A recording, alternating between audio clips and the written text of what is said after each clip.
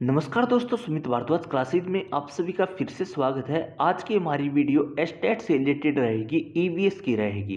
वैसे पेपर ये 2021 का है, पर इस पेपर से कोई फर्क नहीं पड़ता है क्योंकि मैं हर क्वेश्चन की डिटेल्स करवाने वाला हूं। और डिटेल्स का मतलब ये है, हर क्वेश्चन की जो भी डिटेल्स बनती है उस सभी को हम पूरा करेंगे। लगभग आपका ईवीएस का सेक्शन जो है आज 70% मैं बोल सकता हूँ कवर हो जाएगा। हम इतनी डिटेल्स करेंगे, आपका एक प्रकार से रिवीजन हो जाएगा। वीडियो लंबी रहेगी, मैं शुरू में ही बता देता हूँ, क्योंकि भाई डिटेल्स करवाएंगे तो एक सिंपल सी बात है, वीडियो लंबी रहेगी। ठीक है।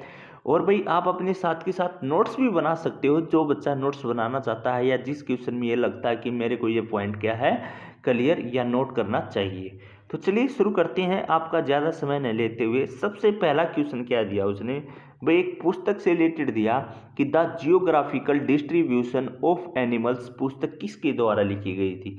सबसे पहली बात तो जो यह पुस्तक होती है इसके दो खंड दिए गए हैं। कितने खंड दिए गए हैं? दो खंड दिए गए हैं। कौन कौन सी दो खंड है? एक है विकासवादी जीव विज्ञान और दूसरा है जीवाश्म विज्ञान। भाई यह पुस्तक दो चीज़ों के बारे में बताती है। किस किस के बारे में बताती है? एक तो भाई विकासवादी, आपसे अगर अगली बार या कभी नेक्स्ट पेपर में पूछ ले भाई इसके कितने खंड हैं, तो यह दो दो खंड है। कौन कौन सा? एक तो विकासवादी जीव विज्ञान के बारे में बताती है। अगर मैं दूसरे खंड की बात करना चाहूँ, दूसरा किसके बारे में बताती है? जीवाश्म विज्ञान के बारे में बताती है। जीवाश्म विज्ञान के बारे में बताती है। तो यह जो पुस्तक थी यह दो चीज़ों के बारे में बताती है हमको। एक विकासवादी जीव विज्ञान के बारे में बताती है, एक जीवाश्म विज्ञान के बारे में बताती है। ठीक है, आगे चलते हैं। यह क्या करती है कि इसमें जो आवासों के वितरण होते हैं सभी जंतुओं की विशेषताओं के बारे में बताया जाता है। कहने का मतलब क्या है, जो यह पुस्तक है इस पुस्तक के अंतर्गत जितने भी हमारे जंतु हैं या उन सभी की क्या है विशेषताओं के बारे में हम बताते हैं। और इस पुस्तक के अंतर्गत जो जंतुओं की विशेषता बताते हैं यह किसके द्वारा लिखी गई थी? यह अल्फ्रेड रसेल वालेस के द्वारा लिखी गई थी। किसके द्वारा लिखी गई थी? यह पुस्तक अल्फ्रेड रसल वालेस के द्वारा लिखी गई थी। और इम्पोर्टेंट क्वेश्चन कई बार आगे आपसे पेपर में ये भी पूछ सकता है, भाई बताइए प्राणी शास्त्र का जनक किसे कहा जाता है? अल्फ्रेड रासेल वालेस को ही प्राणी शास्त्र का जनक बोला जाता है। प्राणी शास्त्र का जनक भी इसी को बोला जाता है, इसी को कहा जाता है। और ये कौन थे? ये एक ब्रिटिश जीव विज्ञानी थे। ये कौन थे? ब्रिटिश जीव विज्ञानी थे, वैज्ञानिक थे। ठीक है भाई, क्लियर। और इनके द्वारा क्या हुआ था 1858 में, 1858 में भाई एक लीनियन सोसाइटी को आगे बढ़ाने के लिए इन्होंने क्या किया था? चार्ल्स डार्विन के साथ मिलकर इन्होंने क्या किया था? इस विषय पर क्या है उनका पेपर भी प्रकाशित हुआ था। तो भाई इसी विषय पर उनका क्या है पेपर भी प्रकाशित हुआ था, प्रकाशित हुआ था। और यह पुस्तक कितने खंडों में है? मैंने बताया आप सभी को दो खंडों में है। एक कौन सा बताया मैंने आपको? बताया विकासवादी जीव विज्ञान, विकासवादी जीव विज्ञान। और दूसरा मैंने आपको बताया जीवाश्म विज्ञान। एक मैंने ये बताया जो ये पुस्तक है ये क्या करती है, जितने भी जंतु हैं जंतुओं की विशेषता बताती है, जंतुओं की विशेषता बताती है। ठीक है, तो जो भी इस क्वेश्चन से आगे आने वाले भाई प्रश्न पूछ सकता है वो सभी भी मैंने आप सभी को बता दिए। तो हम डिटेल से करेंगे। देख, सबसे पहली बात तो जो इस पुस्तक के बारे में है यह हमको जंतुओं की विशेषताओं के बारे में बताती है। इसके दो खंड दिए गए हैं, एक विकासवादी जीव विज्ञान दिया गया है, एक जीवाश्म जीव विज्ञान दिया गया है। इस पुस्तक के राइटर कौन थे? अल्फ्रेड रसेल वालेस थे। अल्फ्रेड रसेल वालेस को क्या बोला जाता है? प्राणी शास्त्र का जनक भी बोला जाता है। कई बार आने वाले पेपर में आपसे ये पूछ सकता है कि प्राणी शास्त्र का जनक किसको बोला जाता है? तो अल्फ्रेड रसेल क्या है, वालेस को ही प्राणी शास्त्र का जनक बोला जाता है। ये ब्रिटिश वैज्ञानिक थे और 1858 में इनका क्या है कि पेपर भी विकसित हुआ था। तो मेरे ख्याल से जो यहाँ से क्वेश्चन बनते थे वो आपके सारे क्लियर हो गए होंगे भाई, ठीक है। जितने भी यहाँ से आपके क्वेश्चन बनते थे तो सारे क्लियर हो गए होंगे। तो इसलिए मैं पहले ही बोल रहा हूँ कि डिटेल्स करेंगे। कोई बच्चा अपने नोट्स में लिखना चाहता है तो लिख भी सकता है, क्योंकि आगे पीछे इनको रिवाइज कर सकते हैं। अगला क्वेश्चन है, निम्नलिखित में से कौन सा यंत्र वर्षा मापन हेतु प्रयुक्त होता है? देखिए, वर्षा मापन हेतु सबसे पहली बात तो जो हमारा रेन गेज है या वर्षा मापी की सहायता से क्या है, हम वर्षा की मात्रा को क्या है, माप सकते हैं। कहने का क्या है, जो हमारा वर्षा मापन जो है मापने का यंत्र होता है, इसको हम क्या बोलते हैं? एक तो रेन गेज बोलते हैं और एक या वर्षा मापी बोलते हैं। इनकी सहायता से हम क्या है, वर्षा को माप सकते हैं। तो वर्षा मापी दे रखा है। पर क्या है, रेन गेज में क्या होता है? सबसे पहली बात तो आपसे आगे आने वाले पेपर में ये भी तो पूछ सकता है ना कि रेन गेज होता क्या है या उसमें क्या होता है। तो रेन गेज के बारे में पढ़ेंगे हम, ठीक है। रेन गेज या वर्षा मापी, ठीक है, उसके द्वारा हम वर्षा को माप सकते हैं। तो रेन गेज में होता क्या, देखिए रेन गेज को जो होता है उसमें एक धातु का सिलेंडर होता है भाई, जिस पर एक गोलाकार फनल लगा होता है, ठीक है। रेन गेज के अंतर्गत एक धातु का सिलेंडर होता है। मैं बोल सकता हूं एक धातु का सिलेंडर होता है और जिसमें एक गोलाकार फनल लगा होता है, फनल लगे होते हैं, ठीक है। तो भाई इसमें गोलाकार एक फनल लगा होता है।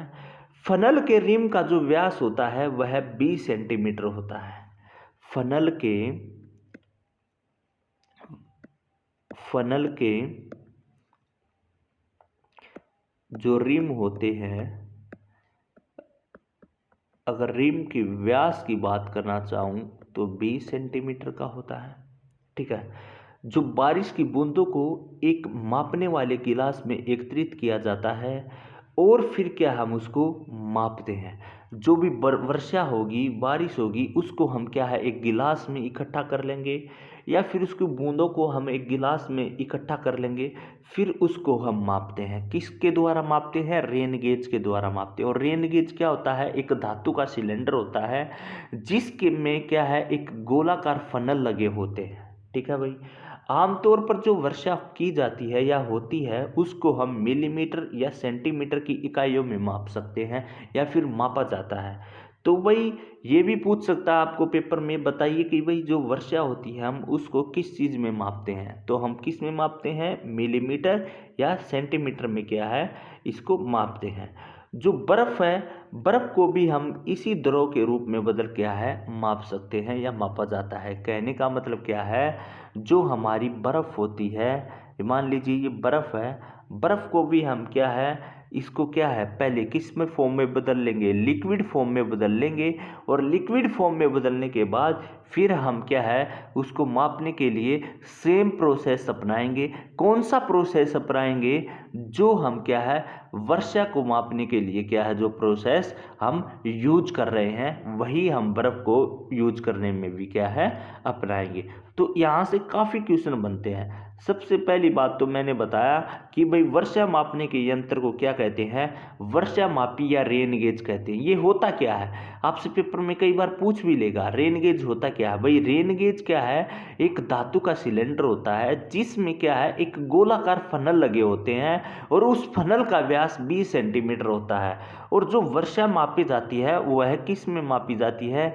मिलीमीटर में मापी जाती है या फिर सेंटीमीटर में मापी जाती है। वर्षा को हम दो चीज़ों में माप सकते हैं, मिलीमीटर में माप सकते हैं और सेंटीमीटर में माप सकते हैं। दूसरा आपसे ये भी पूछ सकता है, जो हमारी बर्फ़ है उसको किस प्रकार से माप सकते हैं? उसको भी हम इसी प्रकार से मापते हैं, बस फ़र्क इतना है पहले हम बर्फ़ को क्या है लिक्विड बनाएंगे या द्रव बनाएंगे, फिर उसमें क्या है सेम प्रोसेस हम क्या है फॉलो करेंगे। सेम प्रोसेस इसमें फॉलो करेंगे। कौन सा? रेन गेज वाला प्रोसेस क्या है इसमें फॉलो करेंगे, फिर उसको भी हम क्या है माप सकते हैं। तो इस प्रकार से यहाँ से आपका जो भी क्वेश्चन आएगा आप यहाँ से क्लियर कर देंगे। भाई रेन गेज के बारे में पूछेगा, रेन गेज के बारे में बता दोगे। उसका रिम का व्यास पूछेगा, व्यास भी बता दोगे। किस चीज़ में हम वर्षा को मापते हैं, किस चीज़ में हम वर्षा को मापते हैं, मिलीमीटर और सेंटीमीटर में, ये भी आप सभी बता दोगे। भाई बर्फ को कैसे मापते हैं वो भी आप सेम बता दोगे कि भाई सेम प्रोसेस रहने वाला है। वर्षा वाला कौन कौन सा? भाई रेन गेज वाला जो धातु का सिलेंडर होता है, बस फर्क इतना है इसको पहले हम लिक्विड फॉर्म में क्या है कन्वर्ट कर लेंगे। ठीक है भाई। चलिए नेक्स्ट क्वेश्चन। नेक्स्ट अच्छा क्वेश्चन है, बहुत अच्छा क्वेश्चन है। देखिए प्रकृति के लिए विश्वव्यापी कोष जिसको हम बोलते हैं WWF, ठीक है, के अनुसार निम्नलिखित में से कौन सी नदी विश्व में 10 संकटग्रस्त नदियों में से एक है?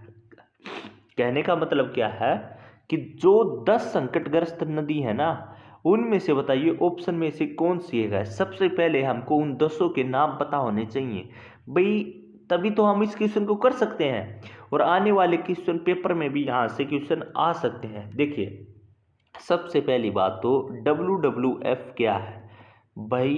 वर्ल्ड वाइड फंड जो है ये क्या है इसकी फुल फॉर्म होती है।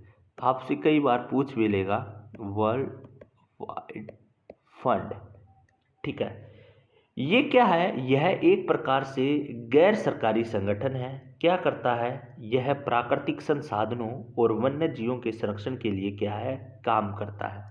तो आपसे पेपर में पूछ भी लेगा सबसे पहली बात तो इसकी फुल फॉर्म बताइए, या फिर इसका मुख्यालय भी आपसे स्थापना भी पूछ लेगा, इसकी स्थापना बताइए कब हुई थी और ये क्या काम करता है। इसमें तो इसने पहले ही दे दिया है, ठीक है भाई। WWF जो क्या काम करता है, जो कि खत्म होने के कगार पर जो नदी थी उनके बारे में इसने बता दिया। तो वही मैं बोल रहा हूँ कि यह क्या काम करता है। यह प्राकृतिक संसाधन और जो वन्य जीवों के संरक्षण है उनके लिए क्या है ये काम करता है या रिपोर्ट तैयार करता है। इसकी स्थापना 1961 में हुई थी। कई बार आपसे पेपर में ये भी पूछ सकता है इसकी स्थापना कब हुई थी। तो भाई WWF जो है क्या रिपोर्ट तैयार करता है? यह रिपोर्ट तैयार करता है कि कौन कौन सी जो नदियां हैं भाई ख़त्म होने के कगार पर हैं और भाई उनके बारे में क्या है या लुप्त होने के कगार पर है, तो उनके बारे में ये बताता है। तो उसके बारे में हम पढ़ेंगे। देखिए भाई WWF ने एक रिपोर्ट तैयार की और उस रिपोर्ट में बताया कि 10 ऐसी नदियां हैं या 10 नदियों की सूची तैयार की गई कि भाई जो ये 10 नदियां ना ये बहुत ज़्यादा क्या है ख़त्म होने के कगार पर हैं या लुप्त होने के कगार पर हैं। और भाई वो किसके कारण लुप्त हो रही हैं? वो मानव की प्रथाओं के द्वारा लुप्त हो रही है। भाई आदमी की कुछ ऐसी कंडीशन है जो कि भाई उसकी प्रथाओं के द्वारा ये नदियाँ क्या है लुप्त हो रही हैं या ख़त्म हो रही हैं, ख़त्म होने के कगार पर है। तो भाई लुप्त होने के भी इसने देखिए इसने लुप्त होने के भी कारण बताए हैं। भाई WWF ने अपनी रिपोर्ट में 6 कारण ऐसे बताए हैं कि भाई जिसके कारण क्या है जो नदियां हैं हमारी ख़त्म हो रही हैं, और भाई 10 नदियां ऐसी बताई हैं जो हमारी सबसे ज़्यादा ख़त्म होने की कगार पर हैं। अगर 6 कारणों की बात बताऊं तो पेपर में कई बार ये भी पूछ सकता है कि WWF के द्वारा भाई वर्ल्ड वाइड फंड के द्वारा कब या मतलब कि कौन कौन से कारण बताए हैं जिनसे हमारी नदियाँ खत्म हो रही हैं या लुप्त हो रही हैं या लुप्त होने की कगार पर है। तो सबसे पहले कारण की बात बताऊं तो उसने अपनी रिपोर्ट में 6 ही कारणों को जिक्र किया है जो सबसे ज़्यादा प्रभाव करते हैं। आक्रामक उपजाति, आक्रामक उपजाति। अगर दूसरे कारण की बात बताऊं तो दूसरा कारण इसने जलवायु परिवर्तन बोला है, जो आप सभी को पता है जलवायु परिवर्तन, ठीक है। अगर तीसरे कारण की बात करूं तो भाई बांध हो गए। अगर फोर्थ कारण की बात करूं मैं इसमें अत्यधिक जो मछली पकड़ना हो गया वो भी इसके अंतर्गत उसने इंक्लूड किया है? अत्यधिक मछली पकड़ना। फिफ्थ कांड की बात बताऊं भाई, प्रदूषण हो गया। और अगर मैं सिक्स्थ कांड की बात कर रहा हूं तो जो अत्यधिक जल निकासी हो गया वह भी इसने बताया है। अत्यधिक जल निकासी। तो भाई WWF ने जो अपनी रिपोर्ट तैयार की थी उसमें उसने 6 कारणों का जिक्र किया है, जिसके अंतर्गत ये बताया है कि इन 6 कारणों से ही क्या है भाई, जो हमारी नदियां हैं वह लुप्त होने के कगार पर है। और 10 नदियों का जिक्र किया है। वे 10 नदियां कौन सी हैं? अब की बार जो ऑप्शन में दिया, अगली बार कोई और भी ऑप्शन दे सकता है, तो आपको 10 नदियां याद होनी चाहिए। जो भारत की सबसे जो नदी हैं, जो कि भाई मैं बात करना चाहूँ जो खत्म होने के कगार पर है, सबसे उसने पहले बोला है गंगा, ये भारत की नदी है। और दूसरे के बारे में बात करना चाहूँ, सिंधु नदी। ये दोनों भारत की नदियां हैं और इन दोनों नदियों को क्या है इसमें इंक्लूड किया गया है और बोला गया है कि ये दोनों नदियां क्या है लुप्त होने के कगार पर हैं। तो इन दोनों नदियों को क्या है इंक्लूड किया हुआ है। और नदियों के बारे में बात करेंगे, तीसरा हो गया हमारा भाई साल्विन। ये सारी नदियां आपको याद होनी चाहिए। ऑप्शन में अगली बार आपसे कोई और भी अलग नाम दे सकता है भाई, जरूरी नहीं है। फोर्थ हो गया ला प्लाटा। अगर फिफ्थ की बात करूं मैं तो फिफ्थ हो जाएगा नील नदी। नंबर 6 की नदी की बात करूं तो भाई ये हो जाएगा रियो ग्रांड। रियो ग्रांड, ठीक है। अगर नंबर 7 की बात करूं मैं तो मरे डार्लिंग।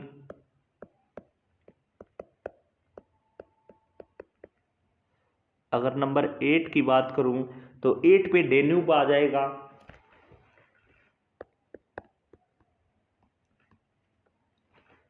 और नंबर 9 की बात करूं भाई मैं, यांगत्सी आ जाएगा।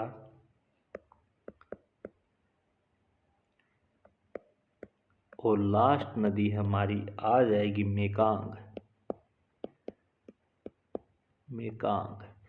तो जो ये 10 नदी हैं ये WWF की रिपोर्ट में इंक्लूड की गई हैं और इन 10 नदियों के बारे में बोला गया है कि ये 10 नदी क्या है खत्म होने के कगार पर हैं। इनमें 2 नदी भारत की आती हैं जो गंगा और सिंधु नदी हैं। और 6 कारण उसने बताए हैं किस कारणों से क्या है ये खत्म हो रही हैं। तो ये सभी आपको याद होने चाहिए। अच्छा क्वेश्चन है, आगे भी आपसे स्टेट से रिलेटेड क्या है यहाँ से क्वेश्चन पूछ सकता है भाई। तो चलिए अब क्या है, उसने क्या बोला था भाई इन ऑप्शन में से बताना है। तो हमने कौन सा पढ़ा, गंगा और सिंधु नदी भारत की 2 नदियां हैं जो कि खत्म होने के कगार पर हैं। इनमें से और कोई भी नदी क्या है इंक्लूड नहीं थी। ठीक है भाई, तो इसलिए इस प्रकार से हम डिटेल्स करते चले जाएंगे इन क्वेश्चन की भाई। तो यहाँ से आपके सारे डाउट क्लियर हो रहे होंगे और लगभग आपके क्या है रिवीजन हो जाएगा भाई, या फिर जिन बच्चों ने पहले नहीं कर रखे उनके नोट्स भी बन जाएंगे।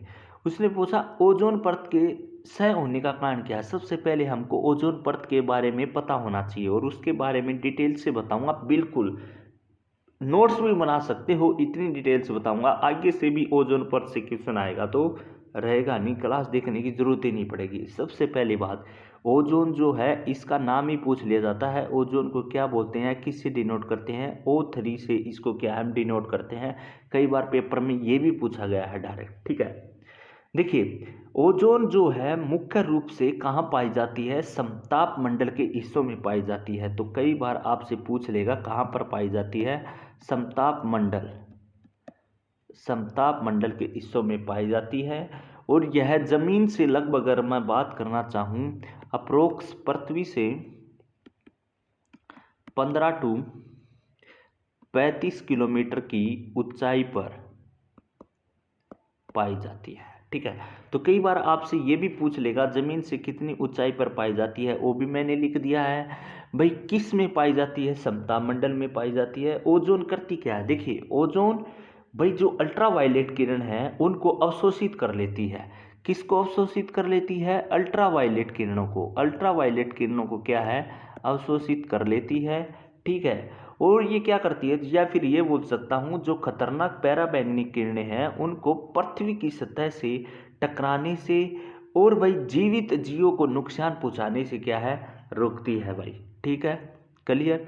तो मेरे ख्याल से जो ये डेफिनेशन थी ये क्लियर हो गया होगा। अब बात करते हैं सीएफसी के बारे में। सीएफसी क्या है भाई? सीएफसी जो है इसको हम बोलते हैं क्लोरोफ्लोरोकार्बन। इसकी आपको फुल फॉर्म भी पता होनी चाहिए, क्लोरोफ्लोरोकार्बन। अब क्लोरोफ्लोरोकार्बन क्या है? देखिए, क्लोरोफ्लोरो जो कार्बन है ये क्या होता है, यह एक वायुमंडलीय सांद्रता है जिसमें वर्ती से समता मंडल में ओजोन परत क्या है, प्रभावित होती है।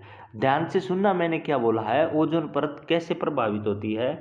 जब इसकी वायुमंडल में इसकी सांद्रता बढ़ जाएगी या इंक्रीज हो जाएगी तो ये क्या कर लेगा, ओजोन परत को क्या है, प्रभावित करना शुरू कर देगा। तो वही इसने पूछा है, ओजोन को नष्ट करने का या क्षय करने का कौन सा कारण है?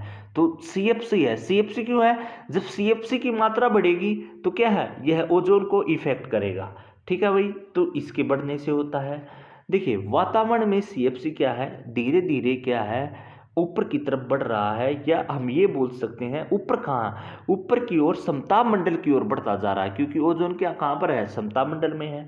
तो ये धीरे धीरे क्या है, समताप मंडल की ओर बढ़ता जा रहा है, जहाँ पर क्या है, जो अल्ट्रावायलेट किरण है वे विघटित होती हैं और जो क्लोरीन होती है या क्लोरीन या फिर परमाणु का उत्सर्जन करते हैं, जो ओजोन अणुओं को क्या है, नष्ट कर देते हैं। अगर मैं आपसे बात बताना चाहूँ, जो ओजोन छिद्र हो गया या ओजोन परत हो गया, उसका जो ह्रास का या हानि का मुख्य कारण है वो सीएफसी ही है। इसी के कारण हम ओजोन के क्या है, छिद्र को या फिर ओजोन परत को क्या है भाई, नुकसान पहुंचा रहे हैं। भाई ओजोन क्षरण के अन्य भी और भी कारण हो सकते हैं, जैसे कि भाई मैं बोल सकूं भाई रेफ्रिजरेटर हो गया, या फिर एयर कंडीशनर हो गया, या फिर आग बुझाने वाला यंत्र हो गया। ये सभी भी क्या है, ओजोन परत को भाई नुकसान पहुंचाने के कारण है। पर सबसे पहली बात तो ये है कि आप सभी से मैंने बताया भाई सीएफसी की मात्रा ज़्यादा बढ़ेगी तो यह किसको इफेक्ट करेगा, ओजोन परत को इफेक्ट करेगा। अब आपको ये चीज़ भी पता होनी चाहिए कि भाई सीएफसी क्या है। मैंने फुल फॉर्म तो बता दी, क्लोरोफ्लोरोकार्बन, इसको मैंने बता तो दिया क्लोरोफ्लोरोकार्बन होता है, पर ये होता क्या है। देखिए भाई, अगर मैं बात करूँ आपसे, पेपर में ये क्वेश्चन पूछ सकता है सीएफसी में क्या क्या होता है। यह एक प्रकार से गैर विषैले या फिर गैर ज्वलनशील क्या है, रसायन होते हैं। और इसके अंतर्गत क्या क्या होता है, अगर मैं आपको बताना चाहूँ, कार्बन, ठीक है, और क्लोरीन, फ्लोरीन, ये सीएफसी के अंतर्गत पाए जाते हैं। पेपर में पूछ भी लेगा आपसे, ठीक है, पेपर में पूछ लेगा भाई क्लोरोफ्लोरोकार्बन में कौन से परमाणु पाए जाते हैं, तो मैंने बता दिया है, इसके अंतर्गत कार्बन, क्लोरीन, फ्लोरीन परमाणु पाए जाते हैं। और इनका उपयोग हम कहाँ पर करते हैं, इनका उपयोग हम जैसे एयरसोल स्प्रे हो गए, ठीक है, या फोम के लिए, जो भी हम ब्लोइंग एजेंट हो गए उनको बनाने के लिए, या फिर जो पैकिंग की सामग्री होती है उनको बनाने के लिए, या फिर रेफ्रिजरेटर का निर्माण हो गया। मैंने ऊपर बताया था रेफ्रिजरेटर भी इसका ही कारण है, वो मतलब कि नुकसान पहुंचाने का कारण है। तो क्यों कारण है, क्योंकि रेफ्रिजरेटर को में बनाने के लिए हम सीएफसी का प्रयोग करते हैं, और जहां सीएफसी आ जाएगा वहां ओजोन परत को क्या है, नष्ट करेगा। अभी मैंने बताया वह ओजोन परत को नष्ट करेगा। आपसे पेपर में एक बार रिवीजन करवा देता हूं, कई चीजें बताई हैं। ओजोन को हम O3 से डिनोट करते हैं। ओजोन कहाँ पर पाई जाती है, समताप मंडल में पाई जाती है। भाई ओजोन कितनी ऊंचाई पर रहता है, 15 से 35 किलोमीटर की ऊंचाई पर पृथ्वी से रहता है। ओजोन ये क्या करता है, ओजोन की जो परत है अल्ट्रावायलेट किरणों को अवशोषित करता है, जो कि पृथ्वी से टकराने या नुकसान पहुंचाने के लिए क्या है, रोकते हैं। एक मैंने बताया सीएफसी, सीएफसी क्या करता है, सीएफसी ओजोन परत को क्या है भाई, नुकसान पहुंचाता है। क्यों पहुंचाता है, ये धीरे धीरे समता मंडल की तरफ बढ़ रहा है और ये इंक्रीज हो रहा है। ये इंक्रीज होगा तो क्या है, ओजोन परत को नष्ट करेगा।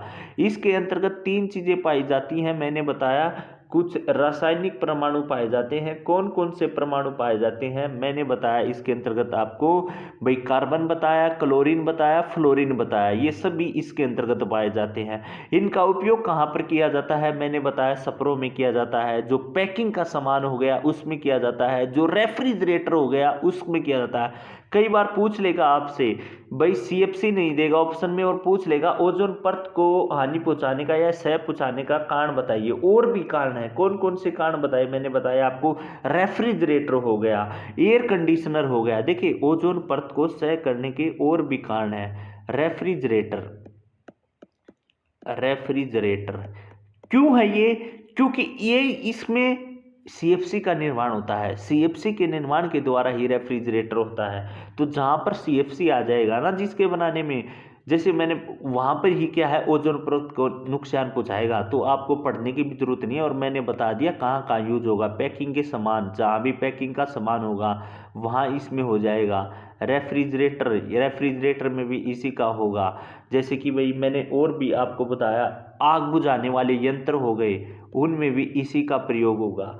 तो वही रेफ्रिजरेटर मैंने बताया, एयर कंडीशन हो गया, जैसे AC जिसको बोलते हैं एयर कंडीशनर, AC भी क्या है ओजोन परत को नुकसान पहुंचाने के कारण है, और आग बुझाने वाले यंत्र भी क्या है नुकसान पहुंचाने के कारण है। ठीक है, फिर मैंने बताया जो CFC है इसमें 3 चीजें होती हैं, कार्बन होता है, क्लोरीन होता है, फ्लोरीन होता है, ये इसके अंतर्गत चीजें पाई जाती हैं या परमाणु होते हैं। ये किस में यूज होते हैं, एयरसोल स्प्रे में यूज होते हैं, पैकिंग सामग्री में यूज होते हैं, रेफ्रिजरेटर के निर्माण में यूज होते हैं। यहाँ तक जो चीजें बताई हैं काफी चीजें बताई हैं, कई क्वेश्चन बन सकते हैं। अब बताता हूँ आगे। देखिए जो ओजोन दिवस है, ओजोन दिवस कई बार आपसे डायरेक्ट ओजोन दिवस के बारे में भी पूछेगा। ओजोन दिवस क्या है, उन सबसे पहले 1995 में शुरुआत हुई थी और 1995 से ही हर साल हम कब बनाते हैं, 16 सितंबर को ओजोन दिवस बनाते हैं। कई बार आपसे पेपर में ये भी पूछ लेगा इसकी शुरुआत कब हुई थी, 1995 में हुई थी। तो ओजोन दिवस कब मनाया जाता है, 16 सितंबर को क्या है ओजोन दिवस मनाया जाता है। ये क्यों मनाया जाता है, इस दिन जो ओजोन परत को नष्ट करने वाले पदार्थ हैं या फिर जो इसके द्वारा मॉन्ट्रियल प्रोटोकॉल बनाया गया था, और मॉन्ट्रियल प्रोटोकॉल किससे संबंधित है, ओजोन परत से संबंधित है। आपसे कई बार पेपर में पूछ भी लेगा। देखिए ओजोन परत से संबंधित कौन सा है, Montreal protocol, Montreal protocol, protocol. ठीक है, तो मॉन्ट्रियल प्रोटोकॉल बनाया गया था, या फिर ये बोल सकता हूं उस पर हस्ताक्षर किए गए थे। ठीक है, 1995 में। और ये किस से संबंधित बनाया गया था, ये ओजोन परत से संबंधित बनाया गया था। भाई ओजोन परत को नुकसान पहुंचाने के लिए या उसको बचाव के लिए क्या है, उससे हमने मॉन्ट्रियल प्रोटोकॉल की शुरुआत की थी, 1995 में की थी। ठीक है, तो आपसे डायरेक्ट ये भी पूछ सकता है कि भाई कौन सा प्रोटोकॉल ओजोन परत से संबंधित है, तो मॉन्ट्रियल प्रोटोकॉल ओजोन परत से संबंधित है। ठीक है, अब कई बार मैंने बता दिया कब शुरुआत हुई, ओजोन दिवस कब मनाया जाता है ये भी मैंने बता दिया। आपसे कई बार क्या पूछेगा, थीम के बारे में भी पूछ लेगा।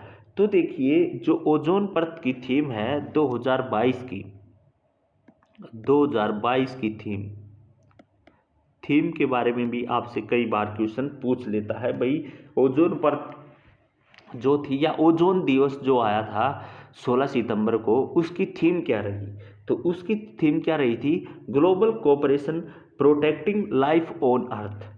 ठीक है, तो global cooperation protecting life on earth, ये इसकी थीम रही थी। किसकी रही थी, ओजोन दिवस की थीम रही थी, जो हम 16 सितंबर को बनाते हैं। तो 2022 की थीम पूछेगा, अच्छा क्वेश्चन है, तो यहाँ से थीम भी आपसे पूछ सकता है। तो ओजोन परत की 2022 की थीम क्या रही थी, ठीक है, ये आप बता सकते हो। अगर आपसे पूछे 2021 की थीम क्या थी, असल में पूछेगा नहीं। अगर 2021 की थीम क्या थी वो भी मैं आपको बता देता हूं। तो मॉन्ट्रियल प्रोटोकॉल कीपिंग अस, या फिर our food and vaccine cool जो थी ये हमारी 2021 की क्या है थीम रही थी। क्लियर भाई। तो इस प्रकार से मैं पहले ही बता चला था भाई, जो ओजोन से रिलेटेड क्वेश्चन थे वो आपके क्लियर हो गए, CFC से रिलेटेड क्वेश्चन थे वो आपके सारे क्लियर हो गए। थीम तक मैंने आपको बता दी हैं जो आपके पेपर में पूछ सकते हैं। तो भाई सारा पेपर रिवीजन हो जाएगा, सारी लगभग जो आपकी EVS है ये रिवाइज करवा दूंगा मैं, आपको ज़रूरत ही नहीं पड़ेगी भाई एक्स्ट्रा। ठीक है। नेक्स्ट क्वेश्चन है, भारत में भाई एक समुदाय, ग्रामीण समुदाय और व्यक्तित्व को दिया जाने वाला एक पुरस्कार है। ठीक है। यह पुरस्कार किस में दिया जाता है? जिन्होंने वन्य जीव की रक्षा में अत्यधिक साहस के लिए दिया। सबसे पहली बात तो वन्य जीव की रक्षा में, वन्य जीव की रक्षा में काफ़ी पुरस्कार दिए गए हैं। अगर आप पढ़ना चाहो तो भाई काफ़ी पुरस्कार दिए गए हैं। तो ग्रामीण समुदायों के बारे में बात कर रहा है तो उसके बारे में भी बताएंगे और पुरस्कारों के बारे में बताएंगे। सबसे पहली बात हमने इसने ऑप्शन में जिक्र किया पंत राष्ट्रीय पुरस्कार। ये कौन सा पुरस्कार होता है इसके बारे में पढ़ेंगे। देखिए जो पंत राष्ट्रीय पुरस्कार है यह एक फेलोशिप पुरस्कार है। कौन सा पुरस्कार है? यह एक फेलोशिप पुरस्कार है। यह एक फेलोशिप पुरस्कार है। इसमें क्या होता है? यह पुरस्कार क्या है? हर साल उस व्यक्ति को दिया जाता है जिसने पर्यावरण विज्ञान के क्षेत्र में कुछ असाधारण कार्य किया है। तो भाई ये वैसे तो हर साल दिया जाता है और पर किस मामले में दिया जाता है? जिसने पर्यावरण के क्षेत्र में भाई कोई असाधारण कार्य किया है उसमें दिया जाएगा। और यह किस प्रकार का पुरस्कार है? एक फेलोशिप पुरस्कार है। किस प्रकार का पुरस्कार है? एक फेलोशिप पुरस्कार है। दूसरा आता है मेदिनी पुरस्कार योजना। भाई ये पुरस्कार योजना कौन सी है? देखिए इसकी शुरुआत जो है पर्यावरण एवं वन मंत्रालय द्वारा क्या है शुरू की गई थी। ठीक है। कई बार आपसे पूछ भी लेगा भाई इसकी शुरुआत किसके द्वारा की गई थी? पर्यावरण एवं वन मंत्रालय पुरस्कार द्वारा की गई थी। इसका उद्देश्य क्या रहता है इस परियोजना का? कि भाई जो पर्यावरण से संबंधित विषयों पर हिंदी में मूल पुस्तकों के लेखन को क्या है बढ़ावा देना, इसका क्या है उद्देश्य रहता है। कई बार आपसे पूछ भी लेगा। देखिए क्वेश्चन नोट कर लिए, हिंदी में नोट करते जाना, और हिंदी में बोल रहा हूँ अपनी बुक में नोट करते जाना भाई अगर जो बच्चा करना चाहता है। इसकी शुरुआत किसके द्वारा की गई थी? वन मंत्रालय द्वारा की गई थी। और इसका उद्देश्य क्या रहता है? जो पर्यावरण से संबंधित तथ्य हैं उनको हिंदी में मूल पुस्तकों के लेखन के रूप में क्या है बढ़ावा देना है। ठीक है। तो ये भी हो गया। एक ऑप्शन उसने दिया हमको इंदिरा गांधी पर्यावरण पुरस्कार। इंदिरा गांधी पर्यावरण पुरस्कार ये क्या है? यह सरकार द्वारा 1987 में शुरू किया गया था। कब शुरुआत हुई थी इसकी? 1987 में शुरुआत हुई थी। और इस पुरस्कार में 5 लाख रुपये की राशि दी जाती है। ठीक है भाई। और इसमें क्या किया जाता है? इसमें भी पर्यावरण की रक्षा के लिए क्या करना? पर्यावरण की रक्षा के लिए जो क्या है भाई जो उनके लिए योगदान करता है तो उसके अंतर्गत क्या है ये दिया जाता है। तो मैंने बताया सबसे पहले पंत पुरस्कार बताया, यह एक फेलोशिप पुरस्कार है, हर साल दिया जाता है जो कि पर्यावरण विज्ञान के क्षेत्र में, किसके क्षेत्र में? पर्यावरण विज्ञान के क्षेत्र में, विज्ञान के क्षेत्र में असाधारण कार्य करने के लिए दिया जाता है। मेदिनी पुरस्कार के बारे में मैंने आप सभी को बताया, यह जो पर्यावरण से संबंधित विषय हैं या तथ्य हैं उनको हिंदी में पुस्तक के रूप में बढ़ावा देने के लिए दिया जाता है। इंदिरा गांधी के बारे में मैंने बताया, यह क्या है? पर्यावरण की रक्षा के क्षेत्र में, पर्यावरण की रक्षा के क्षेत्र में दिया जाता है। 1987 में शुरुआत हुई, 5 लाख रुपए की राशि दी जाती है। अब आते हैं अमृता देवी बिश्नोई, जो इसका राइट आंसर है। क्यों? इसने पूछा क्या था भाई? ग्रामीण, इसने पूछा था वन्य जीव की रक्षा के लिए, वन्य जीव की रक्षा के लिए ग्रामीण समुदाय को कौन सा पुरस्कार दिया जाता है? अमृता देवी बिश्नोई। तीनों पुरस्कारों के बारे में बता दिया। अगर आगे आपसे पेपर में पूछे तो बता सकते हैं। अब आते हैं अमृता देवी पुरस्कार। ये लगभग सभी ने पढ़ रखा होगा, तो चलिए फिर भी मैं बताता हूँ। देखिए अमृता देवी पुरस्कार ये तो इसने बता ही दिया है कि वन्य जीवों की रक्षा में या फिर उनके साहस और समर्पण के लिए क्या है अमृता देवी बिश्नोई पुरस्कार दिया जाता है। सबसे पहले अमृता देवी बिश्नोई जो नाम है ये पुरस्कार का, ये एक लेडीज के नाम पर पड़ा था, एक औरत के नाम पर पड़ा था। ये किस लिए पड़ा था उसके बारे में बात करता हूँ। 1731 की बात है, राजस्थान का एक राजा हुआ करता था भाई 1731 में राजस्थान में भी कौन कहाँ पर आपसे पूछ लेगा तो राजस्थान में जोधपुर में, आपसे कई बार पूछ लेगा। 1731 में राजस्थान के जोधपुर में एक राजा हुआ करता था और उस राजा ने अपना नया महल बनाना था और नया महल बनाने के लिए उसको लकड़ियों की आवश्यकता थी भाई, ठीक है। तो उसको लकड़ियों की आवश्यकता थी तो उसने अपने मंत्री को बुलाया और उसको बोला कि भाई नया महल बनाना है और लकड़ियों की जरूरत पड़ेगी, आप जंगल में जाओ और नई लकड़ियां लेके आओ। तो भाई अब महल बनाने के लिए काफ़ी लकड़ियों की जरूरत पड़ेगी। तो वहाँ एक पास में एक नज़दीक गांव था जो कि बिश्नोई का एक गांव था जो जंगल के ही पास पड़ता था। तो भाई राजा के सैनिक वहाँ पर गए और वो क्या है वहाँ पेड़ को काटना शुरू कर दिया। तो वहाँ पर एक बिश्नोई महिला थी, वहाँ पर कौन थी, एक बिश्नोई महिला थी जिसका नाम क्या था, अमृता देवी थी। सबसे पहले उसने क्या शुरुआत किया, उसने पेड़ों से लिपट गई हो और उसने बोला कि आपको अगर पेड़ कट करने हैं तो आपको मेरी लाश से गुजरना पड़ेगा। तो भाई उसने पेड़ को गले लगा लिया और राजा के आदमियों को उसने कहा पेड़ काटने से पहले उसे क्या है उसको काटना पड़ेगा। भाई राजा के आदमियों ने क्या है बात नहीं मानी, उन्होंने पेड़ के साथ साथ क्या है उस अमृता देवी को भी क्या है काट दिया या फिर ये बोल सकता हूँ मार दिया। तो वहीं से क्या है जो पेड़ों की रक्षा की शुरुआत हुई। ये देखते हुए उस गांव के और भी जो व्यक्ति थे, अमृता देवी बिश्नोई की 3 और लड़कियां थी, 3 और बेटियां थी और सैकड़ों जो लोग थे या फिर जो वहाँ के और भी व्यक्ति थे उन सभी ने क्या है पेड़ों को बचाते हुए अपनी जान दे दी। फिर सभी ने क्या है धीरे धीरे क्या है पेड़ों की रक्षा करने की सोची और वे सभी क्या है फिर बाद में चलकर पेड़ों से लिपट गए और उन सभी को क्या है मार दिया गया या फिर ये बोल सकते हैं सैकड़ों लोगों की उस राजा ने जान ले ली। उसके बाद से क्या है ये शुरुआत हुई थी भाई पेड़ों की रक्षा के लिए, वन्य जीव की रक्षा के लिए दिया जाता था। किसको दिया जाता था, अमृता देवी बिश्नोई को दिया जाता था। क्यों दिया जाता था, क्योंकि सबसे पहले इसी लेडीज ने क्या है उनकी रक्षा के लिए शुरुआत की थी, क्योंकि पेड़ों को बचाने के लिए उन्होंने अपनी खुद की जान क्या है दे दी थी भाई, क्योंकि वो पेड़ों से लिपट गई थी। राजा ने ऑर्डर दिया तो उसको क्या है मार दिया। तो उन्होंने पेड़ों की रक्षा के लिए उन्होंने क्या है खुद की जान दे दी थी भाई, ठीक है। और वहीं से इस पुरस्कार की क्या है शुरुआत हुई थी, ठीक है। तो इसलिए भारत सरकार वन्य जीवों के रक्षक में असाधारण साहस और समर्पण के लिए क्या है अमृता देवी बिश्नोई वन्य जीव संरक्षण पुरस्कार की स्थापना की गई थी भाई। क्लियर। तो ये जो पूरी स्टोरी है ये समझ में आ गई होगी। कई बार पूछ भी लेगा ये कहाँ पर हुई थी, राजस्थान के जोधपुर में हुई थी, ठीक है। कब, 1731 में हुई थी, एक राजा के द्वारा हुई थी। अमृता देवी बिश्नोई की 3 और बेटियां थी, वो भी मारी गई थी भाई उसके अंतर्गत लास्ट में, ठीक है। तो ये भी आप क्या है याद कर सकते हैं। तो इस प्रकार से ये जो भी है स्टोरी मैंने आपको बताई तो ये आप सभी को क्या है याद हो गई होगी। और हालांकि ये स्टोरी तो आपने पहले भी सुन रखी होगी। तो भाई टाइम ज़्यादा लग सकता, मैं पहले ही बोला था भाई 38 मिनट हो गई हैं। अभी क्वेश्चन क्या हुए हैं 5 ही हुए हैं। तो मैंने पहले ही बोला था आपका ईवीएस का मैं एक प्रकार से रिवीजन करवा दूंगा, आपको ज़रूरत ही नहीं पड़ेगी बार बार इधर उधर भागो, उसकी ज़रूरत ही नहीं है, ठीक है। करवाने के लिए बहुत कुछ है। कहाँ से स्टेट का पेपर आता है ये पता ही है, इतने साल हो गए हैं।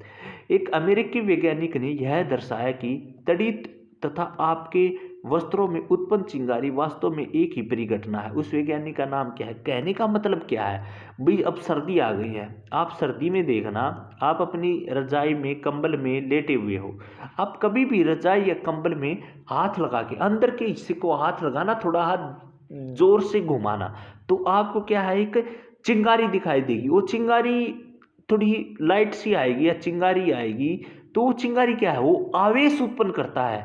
अगर किसी बच्चे ने साइंस में पढ़ा होगा तो वो एक आवेश उत्पन्न करता है, जैसे कि बिजली का हो गया, आकाश और जमीन का हो गया, वो भी एक आवेश उत्पन्न करता है। तो ये आवेश उत्पन्न करता है, तब हमको क्या है, चिंगारी क्या है उसमें उत्पन्न होती है। ठीक है, क्लियर। और 1752 में एक अमेरिकी वैज्ञानिक था, 1752 में एक अमेरिकी वैज्ञानिक था, बेंजामिन फ्रैंकलिन वैज्ञानिक था। उसने क्या है, उसने दिखाया कि बिजली और आपके कपड़ों से निकलने वाली चिंगारी एक भाई अनिवार्य घटना है। ये तो होगी, क्यों? क्योंकि यह एक छोटा विद्युत आवेश क्या है, प्राप्त कर लेता है। क्लियर भाई, यह एक क्या है, छोटा विद्युत आवेश प्राप्त कर लेता है, इसलिए यह घटना एक अनिवार्य है। कब? 1752 में हुई थी, बेंजामिन फ्रैंकलिन के द्वारा। क्लियर। तो भाई जो भी क्वेश्चन पूछेगा उसका हम निचोड़ करेंगे। देखिए अगला क्वेश्चन क्या है, एमसीबीटी क्या है। सबसे पहले आपको क्वेश्चन करने का या पेपर करने का तरीका पता होना चाहिए। कई क्वेश्चन ऐसे होते हैं जिसका बिल्कुल भी नहीं पता है कि इसका आंसर क्या है। 80 से 85% क्या है, फिर भी हम क्वेश्चन ठीक कर सकते हैं। सबसे पहली बात तो आपको ये देखना है एमसीबीटी क्या है, इसके बारे में मेरे को नहीं पता, मान के चलिए इसको कैसे ठीक कर सकते हैं। ये किस चीज़ में पूछा गया है, ईवीएस में पूछा गया है। ईवीएस का मतलब क्या है, इन्वायरमेंट के बारे में पूछा गया है। भाई वही तो आंसर होगा जो इन्वायरमेंट से रिलेटेड होगा या फिर ईवीएस से रिलेटेड होगा। तो ईवीएस से रिलेटेड की ऑप्शन कौन सा दिया, मेटल के स्पोर्ट, ये तो हो ही नहीं सकता। मेडिकल, ये क्या इन्वायरमेंट से संबंधित है। मल्टीपल, ये भी नहीं हो सकता। मद्रास क्रोकोडाइल, क्रोकोडाइल क्या है, इन्वायरमेंट से संबंधित है, तो ये हमारा राइट आंसर हो जाएगा। कई बार ऐसे क्वेश्चन होते हैं जिनका नहीं आता पता हो, फिर भी हम ठीक कर सकते हैं। ये देखिए वो पूछा किसके बारे में गया है। चलिए अब इसका क्या हम भाई पूरी डिटेल से पढ़ते हैं। एमसीबीटी क्या है, सबसे पहले इसकी full form Madras crocodile bank trust जो है, इसकी फुल फॉर्म रहेगी। ये कहाँ पर है, ये है चेन्नई के तमिलनाडु में स्थित है। सॉरी, यह चेन्नई में स्थित है। ठीक है भाई। और इसका एरिया कितना है, अगर इसके देखिए ये कहाँ पर है, चेन्नई के अंतर्गत स्थित है। अगर इसके एरिया की बात करूँ मैं, 8 एकड़ में है ये। कितने में है, 8 एकड़ में क्या है, फैला हुआ। यहाँ पर लगभग 2500 से भी अधिक बोल सकता हूँ मैं, 2500 भी से भी अधिक सरीसृपों को प्रजाति पाई जाती हैं। सरीसृपों का घर है ये भी बोल सकता हूँ, सरीसृपों का घर है। ठीक है, क्लियर भाई। इसका उद्देश्य क्या है, सबसे पहली बात है ना, जो एमसीबीटी ये मद्रास क्रोकोडाइल बैंक ट्रस्ट बनाया, इसका उद्देश्य क्या था। इसका उद्देश्य था कि मगरमच्छ भारत में 3 प्रकार के पाए जाते हैं और वो तीनों क्या है, लुप्त होने के कगार पर हैं, उनको बचाना है, इसलिए इसकी स्थापना की गई थी। भाई भारत में मगरमच्छ या क्रोकोडाइल को बचाना है, 3 प्रकार के पाए जाते हैं। कौन कौन से 3 प्रकार के मगरमच्छों को बचाना है, एक तो था मगरमच्छ, मगरमच्छ। और अगर दूसरे की बात करना चाहूं तो खारे पानी का मगरमच्छ, खारे पानी का मगरमच्छ। अगर तीसरे की बात करना चाहूं तो घड़ियाल,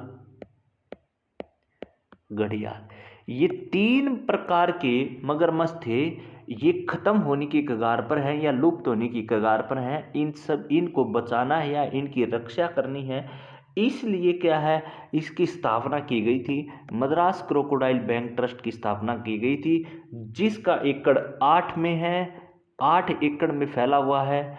और अगर बात करना चाहूँ कहाँ पर है, चेन्नई के अंतर्गत है। और इसमें लगभग 2500 से ज़्यादा क्या है, सरीसृपों की क्या है, प्रजाति पाई जाती है। क्लियर। तो ये सभी क्वेश्चन आपके क्लियर हो जाएंगे, आपको ज़्यादा पढ़ने की जरूरत ही नहीं पड़ेगी। अब नेक्स्ट है कि कुछ शहरों तथा नगरों में नगर पालिकाओं 2 प्रकार के कचरे एकत्रित करने के लिए कूड़ेदान प्रदान करती है। तो प्राय एक का रंग नीला होता है तथा दूसरे का रंग हरा होता है। तो बताइए कौन से कलर में हरा कूड़ा, किस में हरा कूड़े के अंतर्गत हम किस प्रकार का भाई कूड़ादान डालते हैं, ये बताइए। देखिए सबसे पहली बात तो इसने खुद ही बता दिया है कि 2 प्रकार की चीज़ें बताई उसने। भाई 2 प्रकार के कूड़ेदान बताए उसने, एक बताया उसने नीले कलर का और एक बताया उसने हरे कलर का। तो उसने पूछा इन दोनों में हम इसमें किसका जिक्र किया है इसने, हम दोनों का पढ़ेंगे पहले। इन दोनों में कौन कौन से प्रकार का कूड़ा डाला जाता है। सबसे पहले इस पे आने से पहले मैं आपको दो चीज़ें बताना चाहूँगा। देखिए, एक आप सभी को पता होगा ज्योनिमनकरणीय, ज्योनिमनकरणीय आप सभी को पता होगा। एक होता है अज्योनिमनकरणीय। ये दोनों चीज़ें होती क्या है, इनके बारे में पता होना चाहिए। देखिए, ज्योनिमनकरणीय वे जैविक प्रक्रियाएं द्वारा क्या है, कौन सी प्रक्रिया होती है, वे पदार्थ जो जैविक प्रक्रियाओं द्वारा क्या है विघटित होती हैं। जैव प्रक्रियाओं का मतलब क्या है, जो बैक्टीरिया द्वारा विघटित होती हैं। कहने का मतलब क्या है, इसके अंतर्गत वे सभी चीजें आएंगी जो जीवी पादप हो गए या जंतु हो गए या सब्जी हो गई या फल हो गए, वे सभी क्या है ज्योनिमनकरणीय के अंतर्गत आएंगे, जो जैविक प्रक्रियाओं द्वारा होती हैं। कहने का मतलब क्या है, जैसे कि सभी जीव पादप, ठीक है, या फिर ये बोल सकता हूँ जीव जंतु हो गए, जंतु सब्जियां हो गई, फल हो गए, वे सभी जैविक निम्नकरणीय में आएंगी। क्यों, क्योंकि यह क्या है जैविक प्रक्रियाओं द्वारा विघटित होता है। और अजैव इसका उल्टा हो जाएगा, ये जैविक प्रक्रियाओं द्वारा विघटित नहीं होता है, तो इसके अंतर्गत वे पदार्थ निष्क्रिय हो जाते हैं जो लंबे समय तक क्या है पर्यावरण में बने रहते हैं। अब आप मेरे को एक चीज़ बताइए, मैंने आपको कई बार पेपर में आपसे ये पूछ लेगा कि बताइए सब्जियां जो हैं, सब्जियां ज्योनिमनकरणीय है या अज्योनिमनकरणीय है। अगर आपको डेफिनेशन पता होगा तभी तो बताओगे। डेफिनेशन क्या बताई, ज्योनिमनकरणीय जो बैक्टीरिया से क्या है विघटित होता है। कहने का मतलब वह है ये लंबे समय तक क्या है नहीं रह सकता है। अज्योनिमनकरणीय वे हैं जो लंबे समय तक पर्यावरण में रह सकता है। सब्जियां तो जल्दी ही खराब हो जाती हैं, तो लंबे समय तक नहीं रहता। लंबे समय तक कौन सी चीज़ें रहती हैं, जैसे प्लास्टिक हो गई, ये प्लास्टिक बहुत लंबे समय तक हमारी क्या है इसके अंतर्गत रहती है। जैसे नाइलॉन हो गया, ये चीज़ें क्या है इसमें रहती हैं। तो इस प्रकार से क्या है ज्योनिमनकरणीय और अज्योनिमनकरणीय होती हैं। और ये दो प्रकार के कचरे उसने बताए, कौन कौन से आपके नगर पालिका के द्वारा आपके वहाँ पर कॉलोनियों में भी या कहीं पर भी आप देखोगे लगभग आजकल यूज करने लगे हैं दो प्रकार के आमतौर पर। कौन कौन से प्रकार के, एक तो नीले कलर का और एक ग्रीन कलर का। इनमें कौन कौन सी चीज़ें यूज होती हैं वो सभी चीज़ें आपको पता होनी चाहिए। अगर मैं नीले कलर की बात करना चाहूँ तो इसमें वे पदार्थ उपयोग किए जाएंगे जिनका फिर से उपयोग किया जा सके, या फिर कचरे के ढेर में जो नहीं सड़ती हैं। कहने का मतलब क्या है कि वे पदार्थ जिनका हम दोबारा से प्रयोग कर सकें, या फिर जो ब्लू कलर का या नीले कलर का कूड़ादान होता है उसके अंतर्गत वो चीज़ें सड़े नहीं। सड़ने का मतलब क्या है, जो लंबे समय तक चले, या फिर ये बोल सकता हूँ जो अज्योनिमनकरणीय है, जो अज्योनिमनकरणीय है। क्वेश्चन को अगली बार भाई बदल कर भी पूछ सकता है, अज्योनिमनकरणीय वाले पदार्थ कौन से डब्बे में डाले जाते हैं। तो एक सिंपल सी बात है, ऐसे पदार्थ जो लंबे समय तक चलते हैं या कूड़ेदान में नहीं सड़ते हैं वो नीले कलर में डाले जाते हैं। भाई नीले कलर में कौन कौन से डालेगा, तो लंबे समय तक कौन से चलेंगे, प्लास्टिक चलेगा, धातु चलेगा, कांच की चीज़ें चलेंगी। प्लास्टिक, धातु, कांच की चीज़ें, ये सभी क्या है इसके अंतर्गत डाले जाते हैं। अब आती है ग्रीन कलर की बात, हरे कलर की बात। इसमें वे चीज़ें आती हैं जो जल्दी सड़ जाती हैं, जैसे कि सब्जियां, फल बताई मैंने, रसोई का सामान, जैसे कि रसोई का सामान। तो ये सभी चीज़ें क्या है ये इसमें सड़ जाती हैं। या फिर ये बोल सकता हूँ जो पादपों के पत्ते हो गए, पादपों के पत्ते, या फिर ये बोल सकता हूँ जो ज्योनिमनकरणीय हो गई। मैंने पहले ही बताया था ज्योनिमनकरणीय क्या होते हैं, वे चीज़ जो जल्दी सड़ जाती हैं, या जो पादप जीव जंतु हो गया, या फिर ये सब्जी होगी, फल हो गई, वे सभी चीज़ें इसके अंतर्गत आएंगी।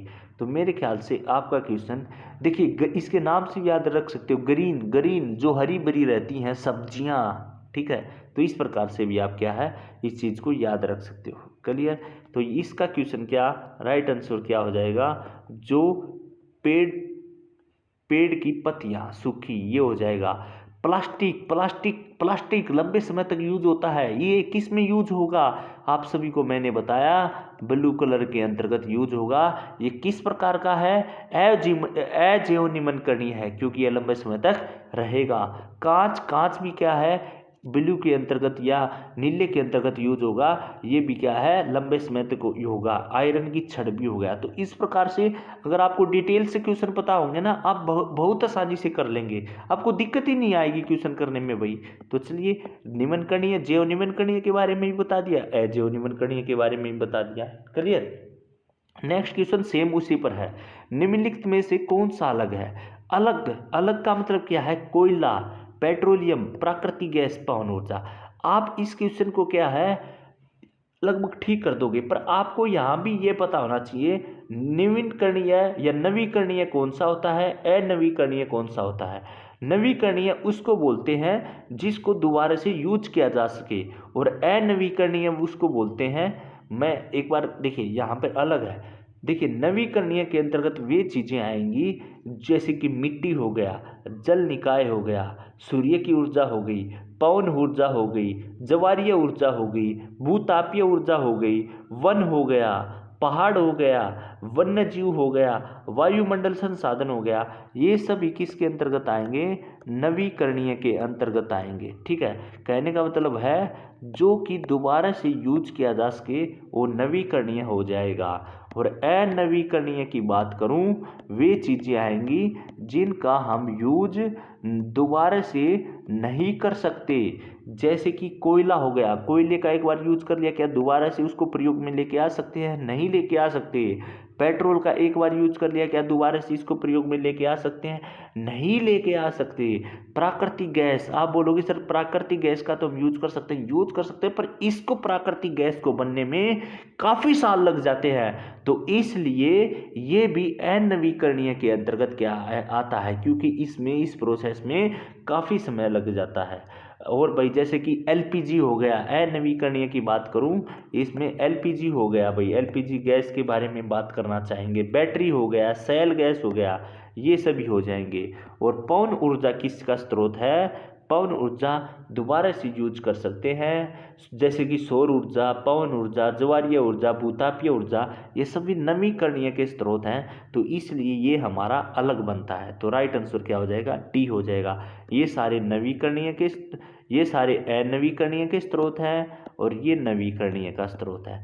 तो इस प्रकार से इन क्वेश्चन को हम पहचान सकते हैं। देखिए भाई, क्वेश्चन करने के काफी ढंग होते हैं, एक तुक्का मारना होता है, एक डिटेल से करना होता है। CO2 प्रमुख ग्रीन हाउस गैसों में से एक है, तो आपको बताना, सबसे पहले मेरे को ये पता होना चाहिए ग्रीन हाउस इफेक्ट के अंतर्गत कौन कौन सी गैस होती हैं, तभी हम उन गैसों को सारे के बारे में बता देंगे। मैं ग्रीन हाउस इफेक्ट को, गैस के अंतर्गत कई गैसें होती हैं, उनको याद करने का एक सिंपल सा तरीका है। मीना क्या करती है, काजल लगाती है, मीना काजल लगाती है, मीना काजल लगाती है। इस ट्रिक से आपको सारे याद हो जाएंगे। मीना एक लड़की है, वह सजने के लिए क्या करती है, अपनी आंखों में काजल लगाती है, तो इससे याद हो जाएंगे।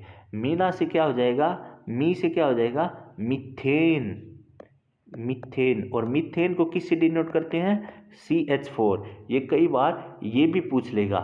एन से क्या हो जाएगा, नाइट्रस ऑक्साइड, NO2, इसको बोलते हैं नाइट्रस ऑक्साइड। ठीक है। का से क्या हो जाएगा, कार्बन, और दूसरा carbon dioxide, CO2, carbon dioxide भी इसके अंतर्गत आ जाएगा। ठीक है। तीसरा क्या हो जाएगा, जल वाष्प, जल वाष्प। ठीक है। तो इस प्रकार से इन चीज़ों के, ये जितने भी मैंने बताए, ये सारे ग्रीन हाउस इफेक्ट के कारण हैं और ये इसी के अंतर्गत यूज होते हैं। तो ऑप्शन में देख लीजिए, मीथेन, मीथेन इसमें भी दे रखा है। क्लोरीन मैंने बताया नहीं, गलत हो जाएगा। आर्गन मैंने बताया नहीं। फ्लोरीन मैंने बताया नहीं। क्लोरीन, फ्लोरीन ये किसके हैं, CFC के हैं। मैंने बताया था ना, कार्बन, क्लोरीन, फ्लोरीन, CFC के हैं, ठीक है, क्लोरोफ्लोरोकार्बन के हैं। तो मीथेन और नाइट्रस ऑक्साइड का प्रयोग, देखिए मीथेन और नाइट्रस ऑक्साइड का प्रयोग कहाँ पर किया जाता है? ग्रीन हाउस इफेक्ट गैस में होता है। तो इसका राइट आंसर ए हो जाएगा। तो ये पूरी डिटेल्स याद करनी पड़ेगी आपने, कौन कौन से यूज होते हैं। तो methane, nitrous oxide, carbon, carbon dioxide, जलवाष्प, ये सारे ग्रीन हाउस इफेक्ट के कारण है भाई। तो मीना क्या करती है? काजल लगाती है, उस ट्रिक से आपको याद हो जाएंगे। नेक्स्ट क्वेश्चन है, सिस्मोग्राफ का उपयोग कहाँ किया जाता है? देखिए सबसे पहली बात, सिस्मोग्राफ जो है भूकंप के मापने के लिए किया जाता है, ये तो पता चल गया, ये तो आपको पहले भी पता होगा। सिस्मोग्राफ का प्रयोग कहाँ किया जाता है? भूकंप को मापने के लिए किया जाता है। अब हम थोड़ा भूकंप के बारे में पढ़ते हैं। सबसे पहली बात, जहाँ भी सबसे पहले जहाँ से भूकंप पैदा होता है उसको हम केंद्र बोलते हैं। तो ये बोल सकता हूँ, जहाँ से भूकंप उत्पन्न होता है उसको हम केंद्र बोलते हैं। तो जहाँ से भूकंप उत्पन्न होता है उसको क्या बोलते हैं? केंद्र बोलते हैं। और जो केंद्र के ऊपर लंबवत बिंदु होता है उसको ऊपरी केंद्र बोलते हैं। केंद्र के ऊपर जो लंबवत बिंदु होता है उसको ऊपरी केंद्र बोलते हैं, ठीक है। अब बात सुनने की है। देखिए केंद्र से उत्पन्न होने वाली ये भूकंप तरंगें जो होती हैं, ये क्या है, सभी दिशाओं में घूम सकती है या यात्रा कर सकती है। और केंद्र के ऊपर कौन सा होता है? ऊपरी केंद्र होता है। तो जहाँ ये जो भूकंप तरंगें यहाँ पर आएंगी वे हर दिशा के अंतर्गत क्या है? जा सकती हैं या घूम सकती हैं। अगर मैं बात करना चाहूँ या पेपर में आपसे ये पूछ ले कि सबसे ज़्यादा तीव्र भूकंप की कहाँ पर होती है, तो इसी स्थान पर होती है, ऊपरी केंद्र पर होती है। तो तीव्र सबसे ज़्यादा कहाँ पर होती है भूकंप की? ऊपरी केंद्र पर होती है। कहाँ पर होती है भूकंप की? ऊपरी केंद्र पर होती है। कहाँ पर होती है भूकंप की? ऊपरी केंद्र पर होती है। बस क्लियर। तो पेपर में कई बार क्वेश्चन यही पूछता है, जहाँ से भूकंप उत्पन्न होता है उस स्थान को क्या बोला जाता है? केंद्र बोला जाता है। और सबसे ज़्यादा स्पीड कहाँ पर रहेगी? ऊपरी केंद्र में रहेगी। सबसे ज़्यादा स्पीड कहाँ पर रहेगी? ऊपरी केंद्र में रहेगी। क्लियर भाई। अब बात करते हैं, ये तो इसका हो गया सिस्मोग्राफ भूकंप से। चक्रवात को मापने के लिए कौन सा यूज किया जाता है? तो चक्रवात को मापने के लिए एनीमोमीटर का प्रयोग किया जाता है। एनीमोमीटर यंत्र का क्या है? प्रयोग किया जाता है। भूकंप का सिस्मोग्राफ से। अच्छा, वर्षा मापन के लिए पीछे बता के आया हूँ पूरी डिटेल से, रेन गेज के बारे में पढ़ाया है। वर्षा मापी जिसको रेन गेज भी बोलते हैं, वर्षा मापन के लिए एक फनल का होता है, गोलाकार होता है, ठीक है। वे सभी क्या है, मैं पढ़ा के आया हूँ। क्लियर। तो ये जो चीज़ें पढ़ाई है ना वो तो नहीं बोलनी चाहिए आपने, और मैं सोच के चल रहा हूँ आप सभी नोट्स बना रहे हैं साथ के साथ, ठीक है। तो इस प्रकार से ये क्वेश्चन भी हो गया। नेक्स्ट है, निम्नलिखित में से बोना ग्रह कौन सा? सबसे पहली बात तो बोना ग्रह होता क्या है इसके बारे में आप सभी को पता होना। देखिए जो हमारा खगोलीय पिंड है, देखिए बोना ग्रह किसको बोलते हैं? देखिए बोना ग्रह किसको बोलते हैं, पेपर में ये भी तो पूछ सकता है ना। देखिए यह एक खगोलीय पिंड है जो सूर्य के चारों ओर घूमता रहता है या परिक्रमा करता है। इसका द्रव्यमान क्या होता है? लगभग गोल आकार का क्या है? होता है, ठीक है। इसने अपने आसपास की जो जगह है उसको साफ नहीं किया होता, या फिर ये सभी क्या है? उपग्रह की श्रेणी के अंतर्गत नहीं आते हैं। ये क्या है? ये उपग्रह की श्रेणी के अंतर्गत नहीं आते हैं। प्लूटो जो था पहले भाई नौवां हमारा क्या है? सौरमंडल का ग्रह माना जाता था। प्लूटो नौवां सौरमंडल का ग्रह माना जाता। सबसे पहले प्लूटो को 1930 में खोजा गया था और उस समय सौरमंडल का इसको नौवां ग्रह माना गया। पर 2006 के अंतर्गत इसको बोना ग्रह घोषित कर दिया गया। 2006 में इसको बोना ग्रह बना दिया गया। क्यों बना दिया गया मैंने बताया, या फिर ये बोल सकता हूँ 2006 में इसकी स्थिति बोना ग्रह में बदल गई। और बोना ग्रह किसको कहते हैं मैंने बताया? जो एक उपग्रह में काउंट नहीं होता है, जो अपने आसपास के एरिया को साफ नहीं करता है, ठीक है। आज के समय में 5 बोने ग्रह हैं। कितने बोने ग्रह हैं? 5 बोने ग्रह हैं। आपसे पेपर में पूछ सकता है ना कि, और ये भी पूछ सकता है प्लूटो पहले क्या था? प्लूटो एक नौवां सौरमंडल का ग्रह था। ये भी पूछ सकता है। 1930 में जब इसकी शुरुआत हुई थी, 1930 से लेकर 2006 तक यह क्या है, सौरमंडल का 9वें स्थान का ग्रह रहा है। क्लियर। 2006 के बाद वो नया ग्रह क्या है, बना है। क्लियर भाई। तो ये चीज़ें आपको पता होनी चाहिए, डिटेल से बताई है। देखिए, और आज के समय में टोटल कितने बोन्य ग्रह हैं, 5 बोन्य ग्रह हैं। कौन कौन से? देखिए, सबसे पहली बात बताऊं, प्लूटो ही बता देता हूं, क्योंकि प्लूटो के बारे में पढ़ा। दूसरे की बात बताऊं, एरियस, ये भी बोन्य ग्रह है। अगर तीसरे की बात कराऊं बताऊं, मेक, ये भी बोन्य ग्रह है। अगर फोर्थ के बारे में बताऊं, होमिया। अगर फिफ्थ के बारे में बात बताऊं, साइरस, ये तो पता सुन भी रखा होगा। तो जो ये 5 ग्रह हैं, ये हमारे क्या है, बोन्य ग्रह है। क्लियर भाई, समझ गए। तो इस प्रकार से इस श्रेणी में कौन सा आता है, प्लूटो आता है। तो आपको सारी डिटेल्स पता होनी चाहिए भाई, सारी बताइए मैंने भाई। 1930 में इसकी खोज हुई, तब उसको 9वें नंबर का उपग्रह माना जाता था। 2006 में बोन्य ग्रह बदल गया। आज की श्रेणी में 5 बोन्य ग्रह हैं। कौन कौन से हैं, उन सभी के बारे में मैंने बताया। पिरामिड का टॉपिक मैंने बहुत अच्छे से वीडियो में करवा रखा है, आप जाके देख सकते हो। पिरामिड वाला टॉपिक या पारिस्थितिक तंत्र वाला बहुत अच्छे से करवा रखा है। पिरामिड प्राकृतिक पारिस्थितिक तंत्र में कभी भी उल्टा नहीं होता है। किसका नहीं होता है? देखिए, सबसे पहले आपको मैं पढ़ाऊंगा। देखिए, 3 अलग अलग प्रकार के पारिस्थितिक पिरामिड पाए जाते हैं। 3 पिरामिड पाए जाते हैं। कौन कौन से पिरामिड पाए जाते हैं? एक ऊर्जा का पिरामिड पाया जाता है, ये रहा, ठीक है। एक हमारा जैव ईंधन का पिरामिड पाया जाता है, और एक हमारा संख्या का पिरामिड पाया जाता है। तो 3 ही प्रकार के पिरामिड पाए जाते हैं। ऊर्जा का पिरामिड क्या होता है? जो ऊर्जा होती है ना, ऊर्जा का स्थानांतरण हमेशा आगे की तरफ बढ़ता है। कहने का मतलब क्या है, मान लीजिए ऊर्जा यहाँ पर 1000 थी, इसका 10% अगले के पास जाएगी, इसका 10% अगले के पास जाएगी, इसका 10% अगले के पास जाएगी, इसका 10% अगले के पास जाएगी, इसका 10% अगले के पास जाएगी। इसी प्रकार से ऊर्जा आगे की तरफ बढ़ती रहती है, एक सीध में बढ़ती रहती है, एक तरफा बढ़ती रहती है। तो ऊर्जा का प्रवाह क्या है, हमेशा आगे की तरफ बढ़ता रहता है, उल्टा नहीं बढ़ता।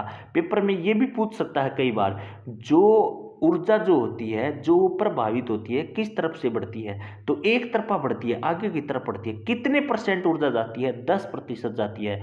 उसके पास जितनी भी ऊर्जा होती है ना, उसका 10% अगले के पास जाएगी ऊर्जा।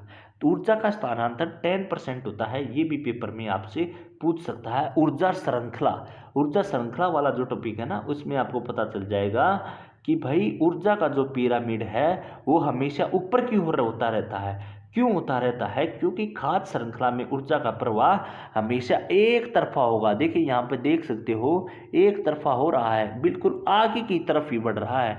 तो इसलिए ऊर्जा का प्रवाह एक तरफा होता है, और इसमें 10% ऊर्जा क्या है, हर अपने अगले की तरफ क्या है, जाती रहती है। क्लियर हो गया भाई। अब आते हैं, पूछते हैं, तो इसका राइट आंसर तो ऊर्जा का पिरामिड होगा, क्योंकि ये कभी भी उल्टा नहीं हो सकता। इसने उल्टे की बात पूछी थी। अब आते हैं जैव भार या जैव ईंधन, ये क्या होता है? देखिए, जो समुद्र हो गए, तालाब हो गए, या फिर जलीय प्राणी हो गए, वे सभी जैव ईंधन पिरामिड होते हैं, और वे उल्टे होते हैं। समुद्र, तालाब, मछलियाँ, ठीक है, या जलीय प्राणी लिख सकते हैं, जलीय प्राणी, ये सभी किस में आते हैं? जैव ईंधन में आते हैं। और ये क्या है, उल्टा होता है भाई, ठीक है। ये क्या होता है, इसका पिरामिड कैसा होता है, उल्टा होता है। अब आ गया संख्या का पिरामिड। संख्याओं का पिरामिड भी एक प्रकार का उल्टा पिरामिड है। क्यों? क्योंकि यह एक पारिस्थितिक तंत्र के अंतर्गत क्या है, पाया जाता है। तो इस प्रकार से आपको देखिए डिटेल से क्वेश्चन पता है ना, क्वेश्चन गलत नहीं होगा भाई।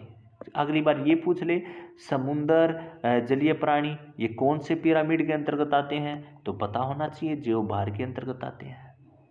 ऊर्जा का स्थानांतरण अगले व्यक्ति के पास कितना जाता है? 10% जाता है, पता होना चाहिए आपको। तो ये सभी चीज़ें पता होनी चाहिए, बड़ी आसानी से करवा देंगे। अगला क्वेश्चन है, इसके अंतर्गत बीमारियां बताई गई हैं। तो बीमारियों के बारे में पता होना चाहिए आपको। सबसे पहली बात तो अस्थमा किसको बोलते हैं, अस्थमा किसको बोलते हैं, स्मोक के कारण क्या है अस्थमा होता है, तो इसका तो ऑप्शन ए ही हो जाएगा। स्मोक क्या होता है, काफ़ी पहले एस्टेट होता था ना या सीटेट होता था, वहाँ से क्वेश्चन पूछा करता था। स्मोक दो प्रकार से बना होता है, फोग और स्मोक से बना होता है, तो डी हो जाएगा। फोग और स्मोक के द्वारा यह बना होता है। मिनी माता किससे रोग होता है, जो पारे से संबंधित लोग काम करते हैं ना, उसमें से निकलने वाली चीज से क्या है मिनी माता रोग हो जाता है, तो हो जाएगा। सल्फर डाइऑक्साइड क्या होता है, सल्फर डाइऑक्साइड प्रदूषणकारी क्या है, गैस है, तो इस प्रकार से ये सभी चीज़ें हो जाएंगी। तो ये एक प्रदूषण का टॉपिक है और प्रदूषण के टॉपिक में ये सभी चीज़ें दी गई हैं, तो वहाँ से ये क्वेश्चन क्या है बड़ी आसानी से कर लेंगे। ठीक है, ये मैंने बता भी दिया। अब आता है विश्व पर्यावरण दिवस, जिसको हम WED बोलते हैं। ठीक है, WED इसके यह किस वर्ष मनाया जाता है। देखिए विश्व पर्यावरण दिवस कब मनाया जाता है, इसके बारे में डिटेल से बताऊंगा। देखिए संयुक्त राष्ट्र महासभा के द्वारा या संयुक्त राष्ट्र महासभा ने 1972 में, देखिए ध्यान से सुनना, क्वेश्चन का आंसर नहीं बता रहा हूँ अभी क्वेश्चन की डिटेल से बता रहा हूँ। सबसे पहले संयुक्त राष्ट्र महासभा ने 1972 में पर्यावरण पर एक स्टॉकहोम सम्मेलन शुरू किया और उसके पहले ही दिन 5 जून को 5 जून को विश्व पर्यावरण दिवस के रूप में घोषित किया गया। पेपर में ये भी पूछ सकता है विश्व पर्यावरण दिवस कब मनाया जाता है, 5 जून को बनाया जाता है। कब किसने शुरू किया था, ये स्टॉकहोम सम्मेलन में शुरुआत हुई थी 1972 में। ठीक है, इसके जस्ट 2 साल बाद पहला विश्व पर्यावरण दिवस मनाया गया, 1974 में मनाया गया। ठीक है, तो सबसे पहला विश्व पर्यावरण दिवस कब मनाया गया, 1974 में बनाया गया। क्वेश्चन बोला प्रथम विश्व पर्यावरण दिवस कब मनाया गया। भाई मनाया तो 1974 में गया था, पर चालू कब हुआ था, स्टॉकहोम सम्मेलन में 1972 में चालू हुआ था, पर उसके 2 साल बाद क्या है सबसे पहला विश्व पर्यावरण दिवस बना था 1974 में। देखा क्वेश्चन यहाँ से उसने थोड़ा बदल के पूछा। अगर पेपर में आपसे ये पूछता ना कब स्टार्ट विश्व पर्यावरण दिवस सम्मेलन या स्टॉकहोम सम्मेलन कब शुरू हुआ, तो 1972 में शुरू हुआ, पर उसने बोला पहला कब बनाया गया, पहला 2 साल बाद बनाया गया 1976 में। उस स्टॉकहोम सम्मेलन से ही 5 जून को क्या है विश्व पर्यावरण दिवस के रूप में माना जाता है। ठीक है, अगर मैं बात करना चाहूँ सबसे पहला पर्यावरण दिवस था जो हमारा, उसकी थीम क्या रही थी, सबसे पहला पर्यावरण की थीम क्या थी, जो 2022 की थीम रही है ना, वही सेम थीम क्या है, सबसे पहले पर्यावरण दिवस की थीम थी ओनली वन अर्थ। पेपर में कई बार पूछ सकता है थीम भी ओनली वन अर्थ, और यही थीम अब की बार क्या है 2022 में भी रखी गई। तो आपसे पूछ सकता है 2022 में विश्व पर्यावरण दिवस की थीम क्या थी, जो कि 5 जून को मनाया जाता है, ओनली वन अर्थ, जो कि हमारी सबसे पहली थीम थी, वही थीम क्या है इसकी रही है। कुछ इम्पोर्टेंट डेज हैं उनके बारे में और बताऊंगा मैं। ठीक है, 5 जून तो मैंने बता दिया विश्व पर्यावरण दिवस को मनाया जाता है। कुछ इंपॉर्टेंट डेज हैं जो आपको पेपर में पूछ सकता है, उनके बारे में भी आप देख लीजिए। 2 फरवरी को हम विश्व आर्द्रभूमि दिवस के रूप में मनाते हैं। विश्व आर्द्रभूमि, ये पेपर में पूछे जाने वाले क्वेश्चन है आर्द्रभूमि दिवस। ठीक है, तो इंपॉर्टेंट डेज है। अब आता है 3 मार्च को विश्व वन्यजीव दिवस के रूप में मनाया जाता है। अगर मैं बात करना चाहूँ 22 मार्च विश्व जल दिवस के रूप में मनाया जाता है। ये नोट कर लीजिए, इंपॉर्टेंट है, ये नोट कर लीजिए भाई। 8 जून, ठीक है, 8 जून को विश्व महासागर दिवस के रूप में मनाते हैं, महासागर दिवस के रूप में मनाते हैं। अक्टूबर में जो पहला सोमवार आता है, अक्टूबर में पहले सोमवार तक, अक्टूबर से फर्स्ट अक्टूबर में फर्स्ट मंडे तक हम किसको मनाते हैं, विश्व आवास दिवस के रूप में मनाते हैं। ठीक है। और 5 दिसंबर को मर्दा दिवस के रूप में मनाते हैं, विश्व मर्दा दिवस के रूप में मनाते हैं, मर्दा दिवस के रूप में मनाते हैं। और 22 अप्रैल को पृथ्वी दिवस के रूप में मनाते हैं। तो ये कुछ इम्पोर्टेंट डेज थे जो कि पर्यावरण से संबंधित हैं, तो ये आ सकते हैं आपके पेपर में, ये याद रख लीजिए भैया, मैंने लिखवा दिया। लिखवाने का ये मतलब नहीं है आपने देख लिए, एक बार देखने से याद नहीं होंगे। जिस बच्चे को पहले याद नहीं है तो नोट करिए इनको और पेपर में जाने से पहले पढ़े, इसलिए लिखवा रहा हूँ, इसलिए इतनी डिटेल्स बता रहा हूँ। नहीं तो इतनी लंबी वीडियो डिटेल्स बताने का मकसद यही है कि आपका रिवीजन हो जाए। काफ़ी बच्चों के कमेंट्स भी आ रहे थे, सर मैराथन क्लास लीजिए, तो ये करवाना तो था ही। तो ये एक प्रकार से आपका रिवीजन हो जाएगा और पता भी चल जाएगा कहाँ से क्वेश्चन आते हैं। देखिए, निम्नलिखित में से कौन से जानवरों के पैरों के तले चिपचिपे होते हैं? सबसे पहले जो वृक्षों पर चढ़ने में सहायता करते हैं। देखिए, यहाँ से क्वेश्चन 3 पूछे गए, इन तीनों ऑप्शन से 3 क्वेश्चन पूछे गए, ध्यान से सुनना। जो टुकेन पक्षी होता है ना, टुकेन पक्षी कौन होता है? टुकेन पक्षी एक की लंबी चोंच होती है या बड़ी चोंच वाला पक्षी होता है, एक लंबी या बड़ी चोंच वाला पक्षी होता है जो उसको पढ़ने में जो उसको चढ़ने में मदद करता है। बड़ी चोंच वाला पक्षी होता है, चोंच होती है भाई, ठीक है, धीरे धीरे बताऊंगा।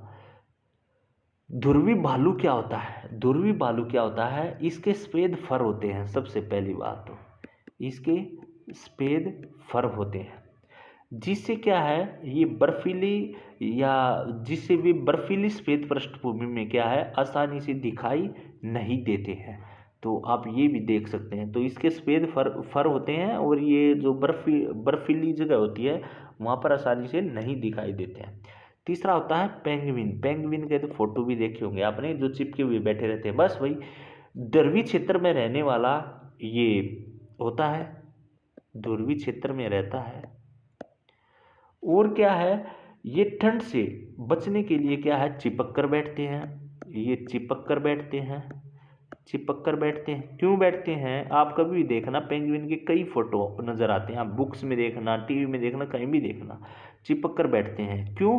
क्योंकि ये ठंडे इलाके में रहते हैं और ठंड से बचने के लिए बैठते हैं। और जो ठंड से बचने के लिए इनकी एक और चीज़ होती है, मोटी चमड़ी होती है और ढेर सारा उस पर क्या है, फैट जमा होता है। मोटी चमड़ी होती है, मोटी चमड़ी होती है और ढेर सारा फैट जमा होता है, और बहुत सारा फैट जमा होता है, फैट जमा होता है, ठीक है। तो ये मैंने बताया। अब लाल आंखों वाला मेंढक, ठीक है, इसका राइट आंसर हो जाएगा। लाल आंखों वाले मेंढक की खासियत क्या है, ध्यान से सुनना। देखिए, लाल आंखों वाला मेंढक जो होता है, ये चिपचिपे पेड़ लाल आंखों वाले मेंढक को पेड़ों की शाखाओं से पकड़ बनाए रखने में क्या है, मदद करते हैं। तो ये जो मदद करती हैं, और ये मुख्य रूप से क्या है, कहाँ पाए जाते हैं, जहाँ वर्षा का क्षेत्र होता है, जहाँ बारिश होती है वहाँ पर पाए जाते हैं। वर्षा के वनों में पाए जाते हैं, वर्षा वनों में पाए जाते हैं। और जो ये होते हैं, ये चिपचिपे, ठीक है, चिपचिपे पेड़ लाल शाखाओं में पाए जाते हैं, जो कि उनको, जो पेड़ की शाखाएं ना, उनको पकड़ने में मजबूत रहते हैं, ठीक है। तो उसने चिपचिपे के बारे में ही पूछा था। उनके तलवे चिपचिपे होते हैं, किसके होते हैं, लाल आंखों वाले मेंढक के होते हैं। क्यों? क्योंकि ये वर्षा के क्षेत्र में पाए जाते हैं, इसलिए जो पेड़ों की टहनियाँ होती हैं, ये उनको वहाँ पर पकड़ बनाए रखने में क्या है, सहायता करते हैं। चलिए, तो इन चारों के बारे में बताया, और देखना इन चारों ऑप्शन से आगे और भी क्वेश्चन काफ़ी पूछे गए। अगला क्वेश्चन है, निम्नलिखित में से कौन सा वन उत्पाद नहीं है? सबसे पहले आपको ये पता होना चाहिए वन उत्पाद होता क्या है, तभी तो आप क्वेश्चन बता पाओगे। वन उत्पाद वे उत्पाद होते हैं जो हमें वन से प्राप्त होते हैं। जो चीज़ें हमें वनों से प्राप्त होती हैं वो वन उत्पाद होते हैं। अब आप पूछोगे, सर वन उत्पाद वनों से क्या चीज़ प्राप्त होती है? गोंद। गोंद आपने देखा होगा ना, आप जब स्कूल में पढ़ते थे, जब किसी भी टहनी से स्कूल में जाते वक्त हम गोंद उस टहनी में से निम्बोड़ी टाइप की तोड़ देते थे, वो उसमें से गोंद निकालते थे, वो गोंद होता था। या फिर ये बोल सकता हूँ बबूल। बबूल का पेड़ जो होता है वह है गोंद के अंतर्गत इंक्लूड होता है। या फिर जो अपनी लोकल भाषा में हरियाणा के बच्चे हैं, किक्कर।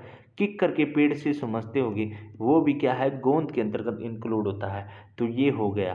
प्लाईवुड क्या होता है? प्लाईवुड क्या होता है? प्लाईवुड सिंपल सी बात है, जो जो पतली पतली चादर होती है ना, किसकी? प्लाई की, उन सभी को जोड़ दिया जाए तो उसको प्लाईवुड बोलते हैं। या फिर जो पेड़ की जो काटते हैं और उनके जो पतले पतले पत्ते होते हैं, पत्ते का बोल रहा हूँ, जो उनको कट करते हैं तो उनका जो उन चादरों को हम जोड़ देते हैं, उसको प्लाईवुड बोलते हैं। अब आ गया लाख या लाहा। लाख या लाहा क्या होता है? यह मानव जाति के लिए जाने जाने वाला सबसे पुराना रेजिन है। क्या है ये? सबसे पुराना रेजिन है लाख, जो मनुष्य जानता है। ये क्या करता है? यह मेजबान पेड़ों पर क्या है, जो कीट की विशेष प्रजातियां हैं उनके स्राव से बनता है, उनके मूत्र से बनता है। ठीक है, जो पेड़ों पर बनता है ना, उनके मूत्र से या उनके स्राव से बनता है, जितनी भी कीट की प्रजातियां हैं। ठीक है, ये कहाँ पर फैला हुआ है? ये भारत में पश्चिम की बात करूं तो मैं महाराष्ट्र से लेकर पश्चिम बंगाल तक फैला हुआ है। ये भारत के अंतर्गत महाराष्ट्र से लेकर पश्चिम बंगाल तक क्या है, फैला हुआ है। यहाँ से क्वेश्चन, इसके बारे में क्वेश्चन पूछ सकता है। ठीक है, और इसका राइट आंसर क्या बच गया? केरोसिन बच गया। और केरोसिन क्या होता है? केरोसिन का तेल होता है, आप सभी को पता है। तो वनों से उत्पादन नहीं होता है, हमको ये वनों से नहीं मिलता है, तो राइट आंसर क्या हो जाएगा? डी हो जाएगा भाई। तो इसलिए सारे क्वेश्चन करवा दूंगा, दिक्कत ना ले।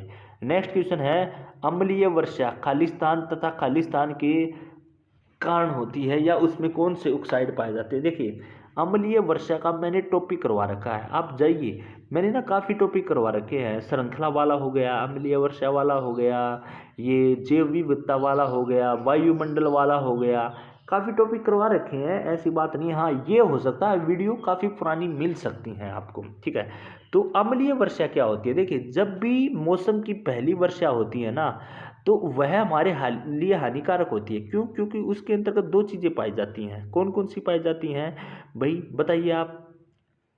अम्लीय वर्षा के अंतर्गत नाइट्रस ऑक्साइड और सल्फर डाइऑक्साइड। तो सल्फर डाइऑक्साइड और नाइट्रोजन ऑक्साइड जो पाई जाती हैं, तो वह क्या है, अम्लीय वर्षा में क्या है? देखिए, SO2 और NO2 सबसे पहली अम्लीय वर्षा में पाया जाता है। और अम्लीय वर्षा जो होती है वह कैंसर के लिए भी, उससे कैंसर का खतरा बनता रहता है।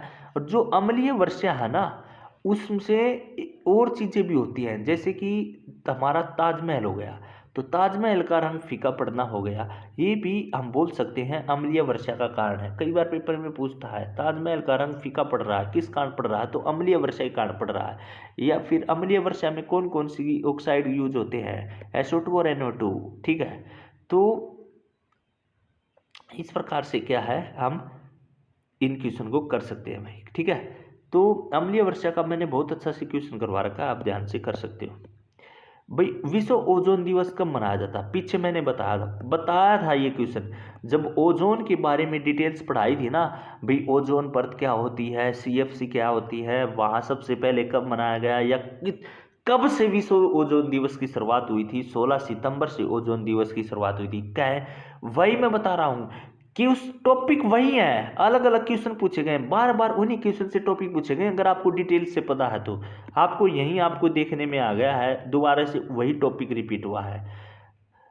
नेक्स्ट है, the rhyme of the ancient mariner किसके द्वारा लिखी गई पुस्तक है? तो ये सैमुअल टेलर कोलरिज द्वारा लिखी गई है। इसका राइट आंसर क्या हो जाएगा? C आ जाएगा। वैसे ये क्वेश्चन पूछने का बनता नहीं था, फिर भी पूछ लिया, बता देता हूँ। इसमें 7 भागों में बांटा गया है और यह एक कविता से संबंधित है। 1798 में यह पुस्तक क्या है, प्रकाशित हुई थी भाई। यह एक कविता से संबंधित है, इसको 7 भागों में बांटा गया है। 1798 में यह पुस्तक क्या है, प्रकाशित हुई थी। ठीक है, नेक्स्ट है, बताइए निम्नलिखित में से कौन सा पारिस्थितिक तंत्र पृथ्वी पर सबसे ज्यादा है। पारिस्थितिक तंत्र की बात कर रहा है, सबसे ज्यादा कौन सा है। तो आप सभी को पारिस्थितिक तंत्र के बारे में बताता हूं। देखिए, एक पारिस्थितिक तंत्र या एक भौगोलिक क्षेत्र, सबसे पहली बात तो ये पारिस्थितिक तंत्र क्या होता है उसके बारे में सुनना। भाई वह भौगोलिक क्षेत्र जहां पर पौधे, पशु या फिर अन्य जीव साथ ही साथ मौसम और भाई जीवन का स्रोत बनाने के लिए मिलकर रहते हैं, उसको हम पारिस्थितिक तंत्र बोलते हैं। ठीक है, या फिर ये बोल सकता हूं पारिस्थितिक तंत्र में जैविक या अजैविक, जैविक का मतलब क्या है जो सजीव होते हैं, और अजैविक का मतलब क्या है जो निर्जीव होते हैं, वे दोनों चीजें पाई जाती हैं, वो पारिस्थितिक तंत्र क्या है कहलाता है। मेरे ख्याल से पारिस्थितिक तंत्र क्या है आपका क्लियर हो गया होगा। पारिस्थितिक तंत्र किसको कहते हैं, क्लियर भाई। तो अब बात करते हैं समुद्र पारिस्थितिक तंत्र क्या होता है, घास पारिस्थितिक तंत्र क्या होता है, पर्वत पारिस्थितिक तंत्र क्या होता है, और रेगिस्तान पारिस्थितिक तंत्र क्या होता है। देखिए, सबसे ज़्यादा हमारा जो सर्वाधिक क्षेत्र है वो किस चीज़ का है, समुद्र पारिस्थितिक तंत्र का है। तो राइट आंसर क्या है, समुद्र पारिस्थितिक तंत्र आ जाएगा। इसके बारे में पढ़ लेते हैं थोड़ा। देखिए, समुद्री पारिस्थितिक तंत्र को आमतौर पर हम लवणीय सामग्री विशेषता में भी कन्वर्ट करते हैं। देखिए, इस पारिस्थितिक तंत्र में मीठे पानी के पारिस्थितिक तंत्र की तुलना में नमक की मात्रा ज़्यादा होती है। आप सभी को पता है समुद्र के अंतर्गत हमको क्या है, नमक मिलता है। तो इसलिए सब ये भी पूछ सकता है नमक की मात्रा किस पारिस्थितिक तंत्र में ज़्यादा होता है, समुद्री पारिस्थितिकी तंत्र में होती है। इसके अलावा क्या होता है, उन्हें पृथ्वी पर सबसे बड़े प्रकार के जो पारिस्थितिक तंत्र हैं उसके रूप में भी जाना जाता है, और सबसे बड़ा ही इसने पूछा है, तो इसलिए इसका राइट क्या है, मैंने बड़ा बता दिया क्या होता है। या फिर महासागर जो बोलते हैं, महासागर एक स्थित शीतल पारिस्थितिक तंत्र है, क्योंकि यह एक लंबे समय तक क्या है, अपरिवर्तित रहता है, बदलता नहीं है। आपसे क्वेश्चन में नेक्स्ट टाइम क्या पूछेगा, यहाँ से क्वेश्चन पूछेगा, तो मैं आपको बता रहा हूँ। आपसे नेक्स्ट टाइम क्वेश्चन पूछेगा कि बताइए कि भाई कौन सा पारिस्थितिक ऐसा है जो शीतल पारिस्थितिक तंत्र है। तो समुद्री जो पारिस्थितिक तंत्र है वह शीतल पारिस्थितिक तंत्र है। क्यों, क्योंकि वह क्या है, एक लंबे समय तक क्या है, बदलता नहीं है। एक लंबे समय तक क्या है भाई, बदलता नहीं है, तो इसलिए यह एक शीतल पारिस्थितिक तंत्र है। तो आपसे मोस्ट इंपोर्टेंट क्वेश्चन लिख लीजिए, शीतल पारिस्थितिक तंत्र है, शीतल पारिस्थितिक तंत्र है। क्यों, क्योंकि यह अपरिवर्तित है, यह बदलता नहीं है, अपरिवर्तित पारिस्थितिक तंत्र है, क्लियर। और सबसे बड़ा पारिस्थितिक तंत्र भी है महासागर। कई बार समुद्र की जगह आपको महासागर भी मिलेगा, महासागर भी दे दिया जाएगा, ठीक है, ऑप्शन में, तो महासागर इसका राइट आंसर हो जाएगा। अब बात करते हैं घास का मैदान पारिस्थितिक तंत्र किस प्रकार का है। देखिए, घास का मैदान पारिस्थितिक तंत्र क्या होता है, जो चरने वाले होते हैं, तो जो चरने वाले जीव जीव होते हैं उनका उच्च घनत्व होता है, जो निर्जीव अजीव तत्वों के क्या है साथ रहते हैं, तो ये हमारा घास आ जाएगा। रेगिस्तान या मरुस्थलीय पारिस्थितिक तंत्र क्या होते हैं, जहाँ पर वर्षा कम होती है, वही तो रेगिस्तान होगा। जहाँ पर वर्षा कम होती है, या फिर ये बोल सकता हूँ जहाँ पर वर्षा 25 मिलीमीटर से कम मापी जाती है। मैंने ये भी बताया था ना वर्षा मापी रेन गेज वाले में, वर्षा हम मिलीमीटर या सेंटीमीटर में मापते हैं, ठीक है। तो कम पेड़ होते हैं और रेत की भूमि के कारण इन पारिस्थितिक तंत्रों में क्या है, धूप तेज होती है, वे रेगिस्तान पारिस्थितिक तंत्र होते हैं। पर्वतीय के बारे में बात करूं तो वे क्षेत्र जहाँ की जलवायु आमतौर पर क्या है, ठंडी होती है और वर्षा कम होती है, वह पर्वतीय क्षेत्र आ जाएगा। तो इससे यहाँ से अच्छा क्वेश्चन कौन सा बनता था, समुद्र। यहाँ से कई क्वेश्चन बनते थे जो कि हम महासागरी बोलते हैं। क्या क्वेश्चन बना, एक तो यहाँ पर नमक की मात्रा ज़्यादा पाई जाती है इस पारिस्थितिक तंत्र में, इसलिए इसको लवणीय भूमि बोलते हैं। दूसरा मैंने बताया यह सबसे बड़ा है, क्यों है, क्योंकि भाई यह अपरिवर्तित रहता है। तीसरा मैंने आपको बताया यह शीतल पारिस्थितिक तंत्र, कई बार पेपर में पूछता है ना शीतल पारिस्थितिक तंत्र कौन सा है, यही है। तो ये क्वेश्चन आपका अच्छा क्वेश्चन था। नेक्स्ट है, भारतीय प्राणी सर्वेक्षण की स्थापना किस वर्ष की गई थी। भारतीय प्राणी सर्वेक्षण की स्थापना, कहने लग रहा जो स्थापना से संबंधित थे ना पुराने क्वेश्चन, वहां से क्वेश्चन उठाए गए हैं। तो देखिए, इसकी भारतीय प्राणी सर्वेक्षण की स्थापना की बात करूं तो भाई इसकी 1 जुलाई 1916 में की गई थी। तो 1916 में की गई थी, और इसका मुख्यालय भी पूछे तो आने वाले समय में कोलकाता में है, कोलकाता में मुख्यालय है। 1 जुलाई 1916 में की गई थी, ठीक है भाई। नेक्स्ट क्या है, हवा क्या है। अच्छा क्वेश्चन है, हवा क्या है। देखिए आप सभी को पता होगा हवा एक प्रकार का मिश्रण है। हवा क्या है बताइए मेरे को। हवा एक प्रकार का क्या है, मिश्रण है। किस किस का मिश्रण है, आप सभी ने पढ़ा होगा भाई। वायु जो है वह आमतौर पर गैसों का मिश्रण है, धूलकण के द्वारा इन सभी का क्या है, यह एक मिश्रण है। तो वायु क्या है, धूलकण, धूलकण प्लस गैसों का क्या है, एक मिश्रण है। तो इसके अंतर्गत और भी चीजें पढ़ेंगे हम। तो वह क्या हमारी एक हवा है। क्वेश्चन तो हो गया, पर आने वाले समय में क्या क्वेश्चन पूछ सकता है, कौन सी गैस की कौन सी मात्रा होती है। देखिए काफी गैसें पाई जाती हैं, इसमें हम नाइट्रोजन की बात करेंगे। नाइट्रोजन हमारा 78.084 पाया जाता है। अगर अप्रोक्स की बात करूं 78% नाइट्रोजन की मात्रा पाई जाती है। अगर मैं ऑक्सीजन की बात करूं, ऑक्सीजन की देखिए O2 ऑक्सीजन से है, O3 ओजोन से है, कंफ्यूज मत होना। ऑक्सीजन हमारा अप्रोक्स की बात करूं 21% हमारा अप्रोक्स ऑक्सीजन पाया जाता है। अगर मैं आर्गन की बात करूं, AR से डिनोट करता हूं आर्गन को, ये 0.93% पाया जाता है। अगर कई बार पेपर में पूछा गया कार्बन डाइऑक्साइड, जरूर याद करना है, कार्बन डाइऑक्साइड की मात्रा कई बार पूछता है, 0.03% की मात्रा जो है लगभग ये पाई जाती है। कई बार नियोन, नियोन की मात्रा कितनी होती है ये नहीं पूछेगा, फिर भी बता देता हूँ 0.00182 नियोन की मात्रा पाई जाती है। अगर हीलियम की पूछेगा तो हीलियम की रहती है 0.00524 जो है हीलियम की रहती है। इसी प्रकार क्रिप्टॉन की हो गई, हाइड्रोजन की हो गई, इनकी मात्रा भी पाई जाती है। पेपर में आपको क्वेश्चन जो पूछेगा यहीं तक पूछ लेगा, कार्बन डाइऑक्साइड तक। कई बार पेपर में आपसे ये पूछेगा CO2 की मात्रा कितनी पाई जाती है, तो 0.03 पाई जाती है। इन सभी के मिश्रण से क्या है, हवा बनती है। ठीक है, क्लियर भाई। देखिए दोबारा वही क्वेश्चन आ गया ना। मैंने पहले बताया था वन महोत्सव क्या है, ऊपर मैंने बताया था, तो वन महोत्सव के बारे में फिर आ गया। वन महोत्सव क्या होता है, पेड़ों का जो त्यौहार होता है ना उसको वन महोत्सव कहते हैं। पेड़ों के त्यौहार को वन महोत्सव कहते हैं, और भारत में जुलाई के पहले सप्ताह में मनाया जाता है।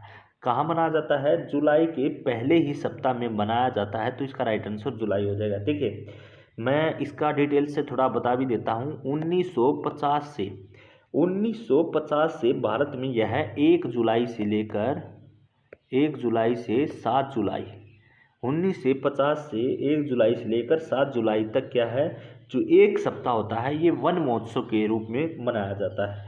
इसकी शुरुआत किसने करी थी, कई बार आपसे पेपर में पूछ लेगा। वन महोत्सव मतलब कि पेड़ों के त्यौहार की शुरुआत किसने करी थी। बहुत अच्छा क्वेश्चन है, अगली बार पूछना चाहिए। कन्हैयालाल, कन्हैयालाल, ठीक है, मणिकालाल, मणिकालाल मुंशी के द्वारा की गई थी। ठीक है, तो इसकी शुरुआत कन्हैयालाल मणिकालाल मुंशी ने करी थी। कब करी थी, 1950 में करी थी। कब मनाया जाता है, 1 जुलाई टू 7 जुलाई को मनाया जाता है।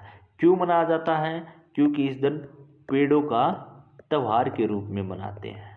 ठीक है, ये पढ़ने का तरीका होता है, हर क्वेश्चन को जानने का तरीका होता है। ठीक है भाई, तो ये क्वेश्चन हो गया। अगर आप इनके, मैं लिख के देता हूँ, आपने जितनी भी मैं डिटेल्स बताई है ना, हर क्वेश्चन की डिटेल्स नोट करी है ना, और उनको आप पढ़ लोगे, वहाँ से आपके 15 क्वेश्चन आएंगे। मैं आज बता रहा हूँ, नोट कर लीजिए भाई। नेक्स्ट क्वेश्चन क्या, देखिए वही क्वेश्चन आ गया जो पहले बताया था, पति डायरेक्ट डिट्टो वही क्वेश्चन है। जिस बच्चे ने ध्यान से सुना ना वो बड़ी आसानी से कर देगा। वही क्वेश्चन, कहने लग रहा बार बार वही क्वेश्चन रिपीट हो रहे हैं, बस उनकी डिटेल्स को बताया जा रहा है। देखिए कौन से जानवर में ये चीजें पाई गई हैं जो उसने नीचे कंडीशन दी गई हैं। इसमें सूंघने की शक्ति तीव्र होती है, इसके नखर मुड़े और लंबे और पैने होते हैं, इसके शरीर पर बालों की 2 मोटी परत होती हैं, इसकी त्वचा के नीचे वसा की 1 परत होती है। बताइए कौन सा है। मैंने बताया था टुकेन पक्षी कौन सा होता है, जिसकी लंबी चोंच होती है। तो ये तो उसने पूछा नहीं, ये तो गलत हो गया। अभी मैंने बताया था ना टुकेन पक्षी कौन सा होता है, अभी मैंने आपको बताया है टुकेन पक्षी क्या होता है। ठीक है, मंकी बंदर का आपको पता ही है क्या होता है। पेंगुइन क्या होते हैं? पेंगुइन मैंने बताया था जो ध्रुवीय क्षेत्र में रहते हैं, आपस में चिपके रहते हैं। क्यों? क्योंकि ठंड के कारण क्या है, वे चिपके रहते हैं। क्लियर? और भालू, पोलर भालू के बारे में भी मैंने क्या ऊपर डिटेल से बताया है। तो इस प्रकार से आप सभी को पता चल गया होगा इसका राइट आंसर क्या होता है। तो वही कह रहा हूं मैं, भालू इसका क्या है, राइट आंसर आ जाएगा। और मैंने पीछे बताया भी था भालू के बारे में।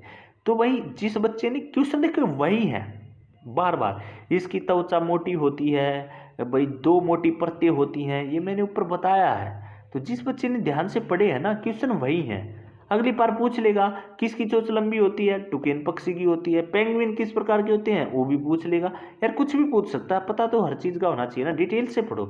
आप ना क्या करते हो, आप डिटेल से नहीं पढ़ते। जिस दिन आप डिटेल से पढ़ना शुरू कर दोगे ना क्वेश्चन को, उस दिन आपके पेपर नहीं रहेगा। समुद्र के पानी का शुद्धिकरण कैसे किया जा सकता है? कई चीज़ें सोचने की होती हैं और कई चीज़ें, देखिए समुद्र का पानी बहुत ज़्यादा पानी है, बहुत नमकीय पानी है, बहुत खराब पानी है। उसको कैसे शुद्ध कर सकते हैं? क्या हम उसको उबाल कर शुद्ध कर सकते हैं? नहीं कर सकते। क्या यूवी विकिरण अल्ट्रावायलेट किरणों से कर सकते हैं? नहीं कर सकते भाई। अल्ट्रावायलेट किरण से कैसे कर लूँगा मैं? प्रासरण ओस्मिस की प्रक्रिया के द्वारा कैसे इतने पानी को मैं क्या कर लूँगा? अब बात आती है समुद्र को, पानी को हम कैसे साफ कर सकते हैं। देखिए समुद्र का जो पानी है उसको एक दाब के कारण या एक दबाव के कारण या एक प्रोसेस के कारण किया जाता है। देखिए यहाँ से मैं दिखाता हूँ आपको डायग्राम, समझ में आए तो। देखिए जो समुद्र का, ये समुद्र का पानी है, ठीक है।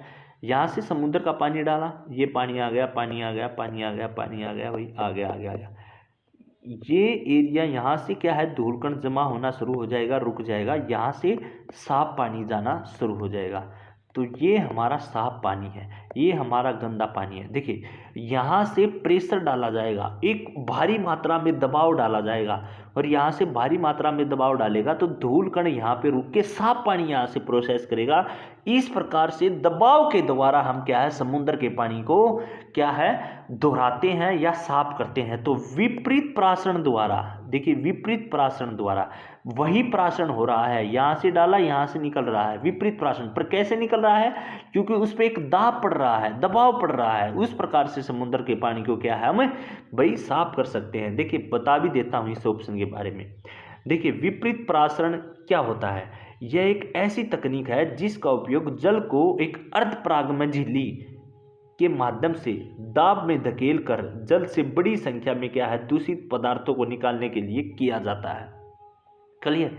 मैंने बताया ना कि भाई उस पर दाब डाला जाता है, दबाव डाला जाता है, फोर्स लगाया जाता है। एक भारी मात्रा में हम फोर्स लगाएंगे, भारी मात्रा में फोर्स लगाते ही जो खराब कण है ना, जो नीचे का हिस्सा है उसमें रह जाएंगे और साफ पानी ऊपर चला जाएगा। ठीक है, इसलिए समुद्र को पानी को क्या है, हम विपरीत प्राशन के द्वारा क्या है भाई डाल सकते हैं। अल्ट्रावायलेट किरण क्या होते हैं? यह एक चुंबकीय स्पेक्ट्रम होता है, ये आपको पता है। इसकी तरंग दैर्घ्य की बात करूं 10 नैनोमीटर से लेकर 400 नैनोमीटर तक होती है। अल्ट्रावायलेट की तरंग दैर्घ्य की बात करूं, अगर इसकी तरंग दैर्घ्य की बात करूं तो 10 नैनोमीटर तक 400 नैनोमीटर तरंग दैर्घ्य होती है। यह एक चुंबकीय स्पेक्ट्रम है।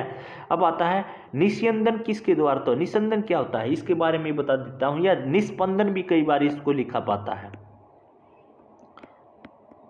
ये क्या होता है?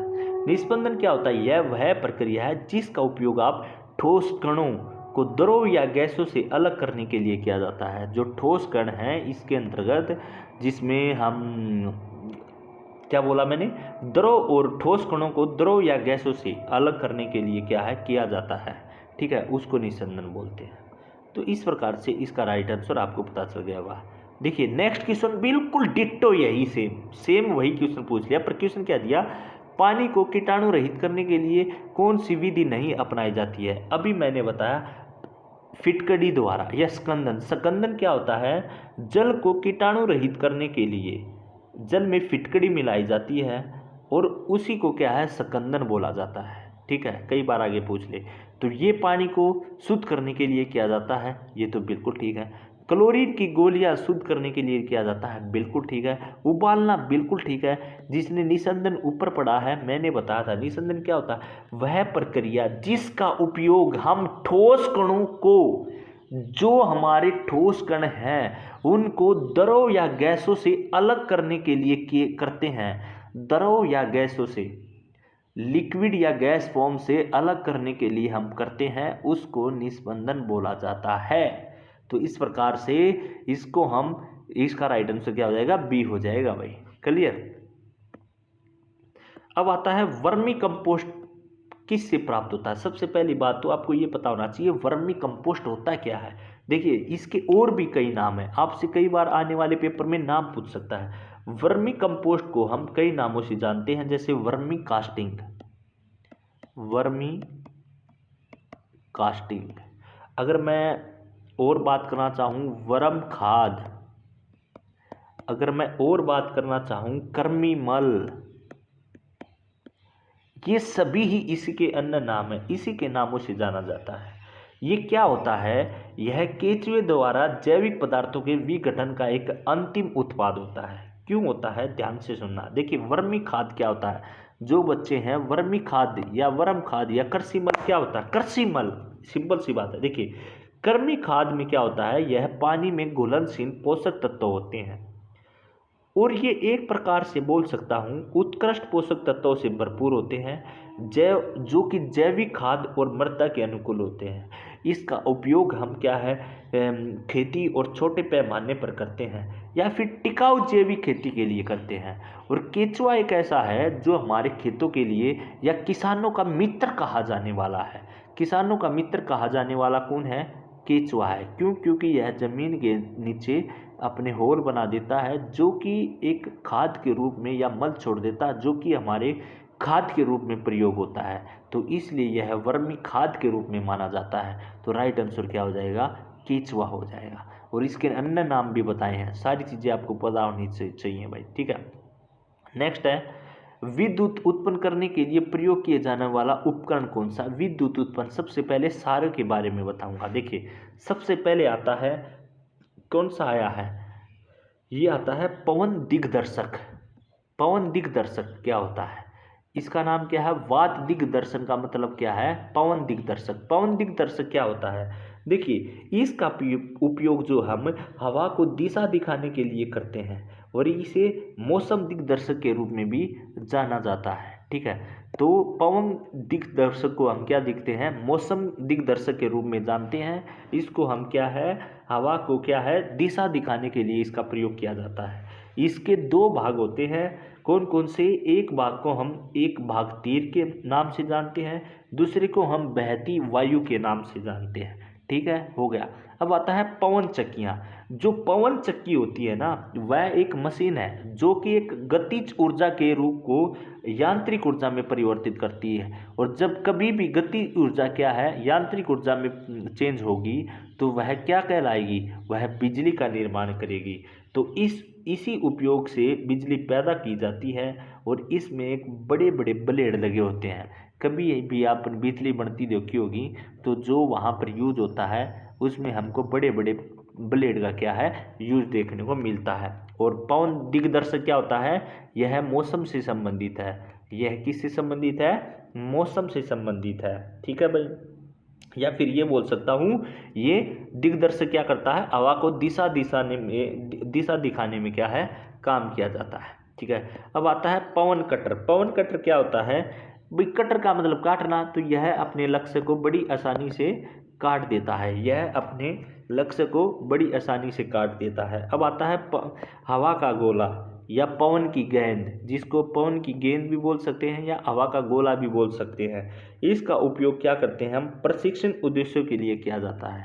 इसका उद्देश्य किसके लिए किया जाता है, प्रशिक्षण उद्देश्यों के लिए किया जाता है। देखिए ध्यान से, पवन दिग्दर्शक मौसम के लिए, या फिर क्या है, हवा को दिशा दिखाने के, वायु को दिशा दिखाने के लिए।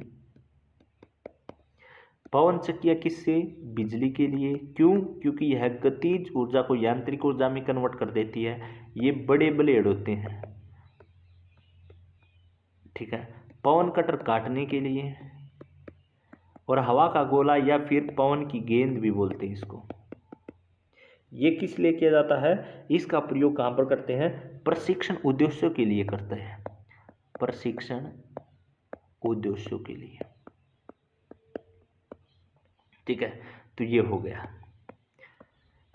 नेक्स्ट है, पादपों और जंतुओं के मृत शरीर को ह्यूमस में परावर्तित करने के लिए सूक्ष्म जीव क्या कहलाते हैं? वैसे आप सभी को पता होगा, ठीक है। वनोन्मूलन क्या होता है, सबसे पहले आपको ये पता होना चाहिए, इसके बारे में बताऊंगा।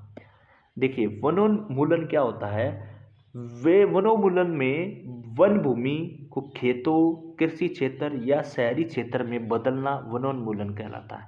जो हमारे खेत है, जो हमारी कृषि है, कृषि का मतलब क्या है, जहाँ पर हम खेती करते हैं उसको क्या हम एक शहर क्षेत्र में बदल रहे हैं। कहने का मतलब क्या है, वहाँ पे हम बिल्डिंगें बना रहे हैं, वहाँ की हम जमीन को खत्म कर रहे हैं, तो वह एक प्रकार से वनोन्मूलन का क्या है, प्रकार कहलाता है। वन शिखर क्या होता है, जो भी पेड़ का सबसे ऊपर वाला हिस्सा होता है ना, वह वन शिखर कहलाता है, ठीक है। ये कैनोपी क्या होता है, या फिर वितान भी बोलते हैं इसको। ये क्या होता है, यह पेड़ों के समूह द्वारा बनाई गई पत्तियों की सबसे बाहरी परत होती है, ठीक है। जो हमारे पेड़ होते हैं उनके द्वारा जो बनाई गई है ना पत्तियां, उनका जो सबसे बाहर का परत है वह कहलाता है। और अपघटक क्या होता है, अपघटक आप सभी को पता है, जो आपके क्वेश्चन में दिया गया है भाई, पादपों और जंतुओं के जो मरे हुए शरीर हैं उनको बदल देते हैं या परावर्तित कर देते हैं, खाकर पीकर, जैसे बाज हो गए, वो हो गए, वे किसके अंतर्गत कहलाते हैं, अपघटक के अंतर्गत कहलाते हैं। तो इस प्रकार से आपके ये क्वेश्चन करवाया, मैं मान के चलता हूँ आपका रिवीजन हो गया होगा भाई। काफ़ी मैंने डिटेल्स बताई है, काफ़ी बच्चों ने नोट किया हुआ, बहुत अच्छा रहेगा। देखिए, कई क्वेश्चन ऐसे थे जो 4-5 थे। देखिए, दिन पूछे भाई, कौन सा डे कौन से दिन मनाया जाता है, पर्यावरण दिन से 4-5 क्वेश्चन थे लगभग यहाँ से। ये पक्षी जानवरों वाले पूछे, 3 क्वेश्चन थे भाई। ओजोन परत वाला पूछा, 2 क्वेश्चन थे भाई। तो कुछ टॉपिक ऐसे हैं जो वहीं से क्वेश्चन आते हैं, हर बार आते हैं, नई बात नहीं है भाई। कोई भी पेपर उठा लीजिए, हर बार इनका फिक्स सिलेबस है। मैंने वीडियो भी डाली है कौन कौन से टॉपिक आते हैं, फिक्स सिलेबस है स्टेट का।